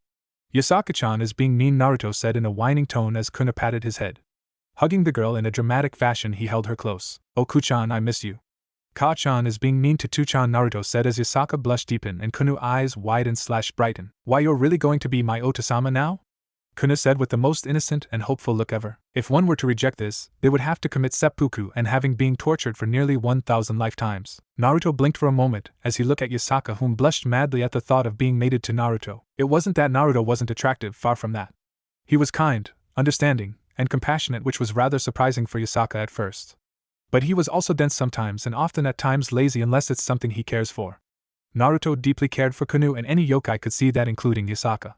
Yasaka also wouldn't admit it, but she found Naruto attractive in many ways. No, what causes her to blush this much is the fact he just got back and they already talking about Naruto being Kunu's father. Her heart and body wasn't ready. She could feel her heart pounding away in her chest like a drum of thunder. Naruto took a moment to collect himself and turned to Yasaka. With a soft, gentle smile that disarmed any retort Yasaka might say, Naruto asked the vixen mother a very simple question. "Actually, princess, I was going to ask your mom out to dinner. But from the bottom of my heart, if would love her to be you daddy and protector little Kunu-chan," Naruto said, kissing the girl's head. Naruto kept patting the little girl's head as she cheered at the sky. The most beautiful and happy smile Naruto had seen on the girl's face just seemed to brighten the room. "Kunu-chan, can you go get me all your pictures while I talk to Yasaka-chan?" Naruto said as the little girl rapidly nodded and raced off. Naruto chuckled before turning to Yasaka. "I've missed you, Yasaka," Naruto said with a warm smile as Yasaka blushed but nodded. "I miss you too, Naruto-kun. It's been quiet without you here," Yasaka said as calmly as possible. She couldn't deny she missed him too. He had become an important person in her life. "What had happened to you, Naruto-kun?" Yasaka asked as her voice held concern and worry. "I was sent into a war zone," Naruto started off before standing only a couple of feet in front of the woman of his affection. "I was to fight in a war with this unknown group that calls themselves the House of Winter. It only lasted for so long before we won, but the things we uncovered there made me worry about the future," Naruto said with a troubled face before beautiful sapphires locked with beautiful amber gold. Yasaka had a look of concern learning Naruto had fought in a war. He was so much younger than her, yet he was sent into bloody battles that could take him away from her, and any time she had that thought cross her mind. The thought of losing Naruto had made her heart ache and always felt a painful ping in her chest. "It's not fair, you know. Here I am, standing in front of a woman I wish to be with, and I can't find the correct words to explain my feelings. Nor can I find the courage to say I want to be with you. Kinda pathetic, isn't it? I can face a whole army alone and win. But when it comes to personal emotions and feelings, it's like I hit a brick wall that I have trouble overcoming," Naruto said with a low chuckle. Yasaka smiled softly before giving her reply. "Then don't tell me, show me your feelings, Naruto-kun. And I will show you mine," Yasaka said as she still had a blush on her face, but she was having 1,000 thoughts race through her mind. Where did that come from? the QB no Yoko thought. But at the same time, her heart is pounding against her chest hard and the feeling of butterflies in her stomach made her worry. Yasaka knew her daughters wished to have a daddy and for her to be happy. But would it really work out? A fallen seraph and a QB no Yoko? Could such a pair work out? What of the other females after my affection? Naruto asked as the distance closed between them. Naruto knew his relationship with Rainer, Kalawarner, and Middle have become closer to the point they were his lovers too. But he hasn't seen them since he went to that damn war with that damn House of Winter. He cared for them just as deeply as Yasaka to the point he does love them and wants to be with him. Polygamy is common, Naruto-kun. And while the thought of sharing bothered me at first, I knew I wasn't the only one that truly had feelings for you. I know about those 3 fallen females after your heart as well. I do not mind sharing, Yasaka said as their fingers intertwined. Just promise me one thing, Uzumaki Naruto. Yes? Love us all with all your might, passion, and strength. Naruto smiled an honest, genuine smile as he kissed Yasaka. Her lips tasted sweet as Naruto mentally noted they were soft, warm, and gentle. I wouldn't have it any other way, Kitsunheim, Naruto said as Yasaka had a beautiful smile form on her face. The abrupt and romantic moment was quickly halted by Naruto getting tackled by a golden blur. Oh, to-chan, oof. A giggle from a woman can be heard as she looked at the person of her affection and her most precious treasure. Things are looking brighter now, Yasaka thought as she watched her daughter and new lover play together in a comical fashion. A true happy smile formed on her face as she finally found someone who loves both her and her daughter deeply. Someone whom would give them both and others his all and only ask to be loved and cared for in return. Naruto Uzumaki Namikaze, a super seraph fallen angel, was someone whom only came once in a lifetime. He had shown a unique kindness and gentleness. He was powerful, but didn't let it get to his head. He was many things, and Yasaka had accepted the fact there were women after him long before he even met her. She knew sharing him was going to be an interesting affair. She had seen how he treated Rainer, Kalawarner, and Middle. And she knew they loved him for all different reasons between each of them. And she had her own reasons for falling for the young male in front of her. To-chan, that tickles, Kuna said as she is currently being tickled by the man she greatly cared for. He daddy got you now, Princess, Naruto said as he kept tickling the young vixen. Laughter had filled the once damped home had become brighter and more comfortable. A warmth and joy had filled the 2 female hearts once again. 3 months later, Naruto sat in the living room with a sleeping Kunu in his lap. It was 2 in the morning and Kunu couldn't sleep. They both watched TV till the little one fell asleep. Stretching, Naruto yawned as he looked at the small girl with a smile forming on his face. It'd been 3 months since I became her father, and Yasaka's mate, Naruto thought as he shifted the sleeping girl over and covered her up with some warm blankets. It's been an interesting 3 months living with Yasaka and Kunu again. And in these 3 months Naruto could not be any happier. First, he and Yasaka had become closer than they were before. Their first date was an interesting and funny affair as everyone in Kyoto quickly found out Naruto and Yasaka were seeing each other romantically. The relationship had improved at a steady pace, neither moving too fast or going too slow. Each content being near each other and spending time with each other. That haven't gone any farther than kissing and cuddling, though them finally becoming mates will happen. Yasaka knew her heat cycle was coming in soon, and Naruto and her will mate if not less than more than a dozen times. And most likely end up with her being pregnant with his child. She knew it was going to happen and Naruto knew it too. But they were not in any form of rushing or worried. Naruto knew that the whole reason this relationship started is because they both liked each other. Like 2 teenagers, one confessing or asking the person of their affections out on a date. Naruto and Yasaka's relationship started off like that. And these past months they were getting more and more comfortable with each other and spending as much time together as they could. Naruto was still a 1 of 4 fallen angel leader and Yasaka was the Kyoto yokai faction leader. Though Naruto had one advantage over many leaders of this world, he had access to the Kage Bunshin, which effectively lightened his workload greatly. This technique ultimately got a jealous look from his vixen lover as she was stuck doing papers for her faction. Naruto would help, but he isn't a full-fledged yokai faction member. He was a partial member tied to his status of cadre/ambassador for the Grigori faction. Grigori in itself has gotten stronger, not having more members, but the quality of their members were better than the angels and devils. Since fallen angels still had some of their angelic powers even after their fall, they can still use some light magic just as much as demonic magic. The same could be even more said for the 4 great fallen. Naruto, Azazel, Barakiel, and Shemhazai had or still retained some of their pure angelic powers even after their fall. Though Naruto never fell himself, Naruto could use some of the same type of magic pure angels could. They could also use several demonic spells and abilities, though they prefer their fallen angel abilities as it's a blend of angelic and demonic. This is what the fallen angels call twilight magic, a unique blend of angelic, light, and demonic dark magic. While it should be noted only Azazel himself along with Naruto had truly mastered and perfectly balanced both demonic and angelic magic in their own unique ways. It's also this magic that allowed fallen angels to harm both devil and pure angel alike, as the fallen were the only currently known race that can possibly demonic magic and angelic magic into a new form of magic that exists between light and dark. Azazel had practiced this type of magic for hundreds of years continuous refinement, and hard training made him the most experienced in this branch of magic. Naruto had mastered Twilight magic thanks to his mastery of Yin-Yang release on Mayatan, which is just another form for light and darkness. Different region of the world, same element.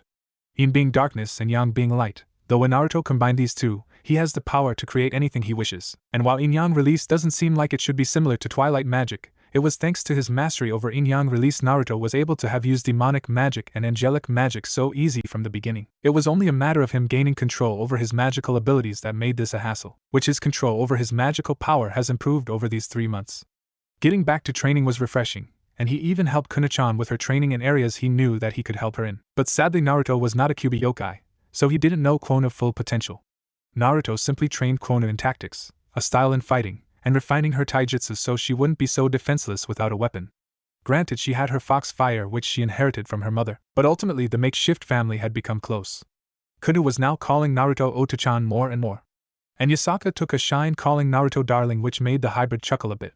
He was really happy, and loved Konoha and Yasaka. His relationships with Rainer, Kalawarner, and Middle had just started as of a couple weeks ago. The 3 fallen females were really happy, so happy they cried for the first time since forever. They finally were with the man they liked/love. They would spend every waking moment talking to Yasaka or Naruto, becoming more and more part of the family. Naruto had taken them on dates before. Though unlike Yasaka, the 3 fallen lovers of his didn't want to wait to have sex with Naruto. Of course they were lustful women, something Naruto noted whenever he first met them. Many women would have looks of lust if Naruto ever took off his Kakashi-like face mask. And seeing as Naruto wears that mask most of the time, it should stand to reason why he still likes pulling pranks with that mask. Kuno moaned in her sleep as the little Vex turned over to her belly, making Naruto smile how cute she is. Even though she was young, Kuno was just a child, and that child happens to call Naruto Oto-chan. Best title ever in my opinion. I think I understand how my own father felt when he heard he was going to be a dad. I never felt such joy before. I had relationships, yes, but not one of them made me feel this complete.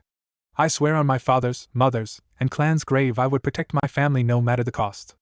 Even if I had to risk everything in order to do so, Naruto thought as he picked up the small child and carried her to her room. Naruto raised an eyebrow when he saw the state of Kuno's room. Note: tell Kuchan to clean her room, Naruto mentally noted as he laid down the girl and covered her up. Quietly leaving the room, Naruto stopped by his and Yasaka's room and saw his mates sleeping peacefully. Smiling, Naruto closed his eyes and felt a dark aura coming from the garden. Narrowing his eyes, Naruto knew the current Mao Lucifer sent his lover a request for a peace agreement. She had accepted the meeting, but the peace treaty between the factions wasn't solidified like Grigori and Kyoto Yokai faction. And it wouldn't be for another 3 months till the meeting took place. So why is there a devil here? But this devil felt different. She or he has senjutsu capabilities and she only feels like a half devil. She feels like half cat or something. Could it be a Nikomata yokai? Naruto thought. Snapping his fingers, Naruto's battle gear and armor appeared on his body instead of his casual clothing. His entire look and appearance had changed with the simple spell that anyone can master, as long they have magical potential. I love magic sometimes, Naruto thought with a smile as he made his way to a garden. Naruto had his waist-length hair in a low ponytail as his vibrant silver shaggy spiky hair seems to shine with a healthy glow. 2 bangs framing his face much like his father Minato, though his hair was a bit less spiky. 3 scar-like lines go across his face like whiskers, with 3 on each cheek. Naruto's sharp sapphire crystal blue eyes lack a pupil and sparkled like stars in the night sky. His skin tone is a healthy tan, suggesting he spent a lot of time out in the sun. His angled face and body has become more on par with Adonis or better, as he has no baby fat and is mostly lean chiseled muscle like a swimmer's body. Naruto trained his body to be built for speed, endurance, agility, strength, and flexibly. He then had on a black skin-tight umbu shirt that showed every curve of his chiseled chest without leaving anything to the imagination. Though the skin-tight umbu shirt had one special feature on all of his others. This shirt was hard and tough like diamond, yet lighter, and doesn't restrict any of his movement. Around his neck hangs his Assassin Creed symbol, Hashirama's necklace, and an amulet locket. Black combat boots that come up to his lower calf. These boots are armored with hardened leather and looks very much like the boots Altair used. 4 pants. Naruto got umbu black cargo pants to maximize the amount of items he can carry. The pants were also tucked into his boots so they wouldn't get caught in any unknown traps. Over Naruto's skin-tight umbu shirt, Naruto had on a long-sleeved black thermal shirt. Over that, Naruto had on a thin cotton v-neck midnight blue shirt. For the finishing touches, Naruto has on a cloak he has been wearing, only he modified it a bit. He removed the sleeves of the cloak to lighten the weight a bit, as he will be weighted down by armor. The cloak Naruto has on is a dark faded bluish gray along with a dark gray umbu grade chest armor that is tight around his whole torso, hugging him tightly as the cloak remains under the leather armor. Naruto then ties a crimson silk cloth around his waist and ties it with the excess flowing down on his right side. He takes 3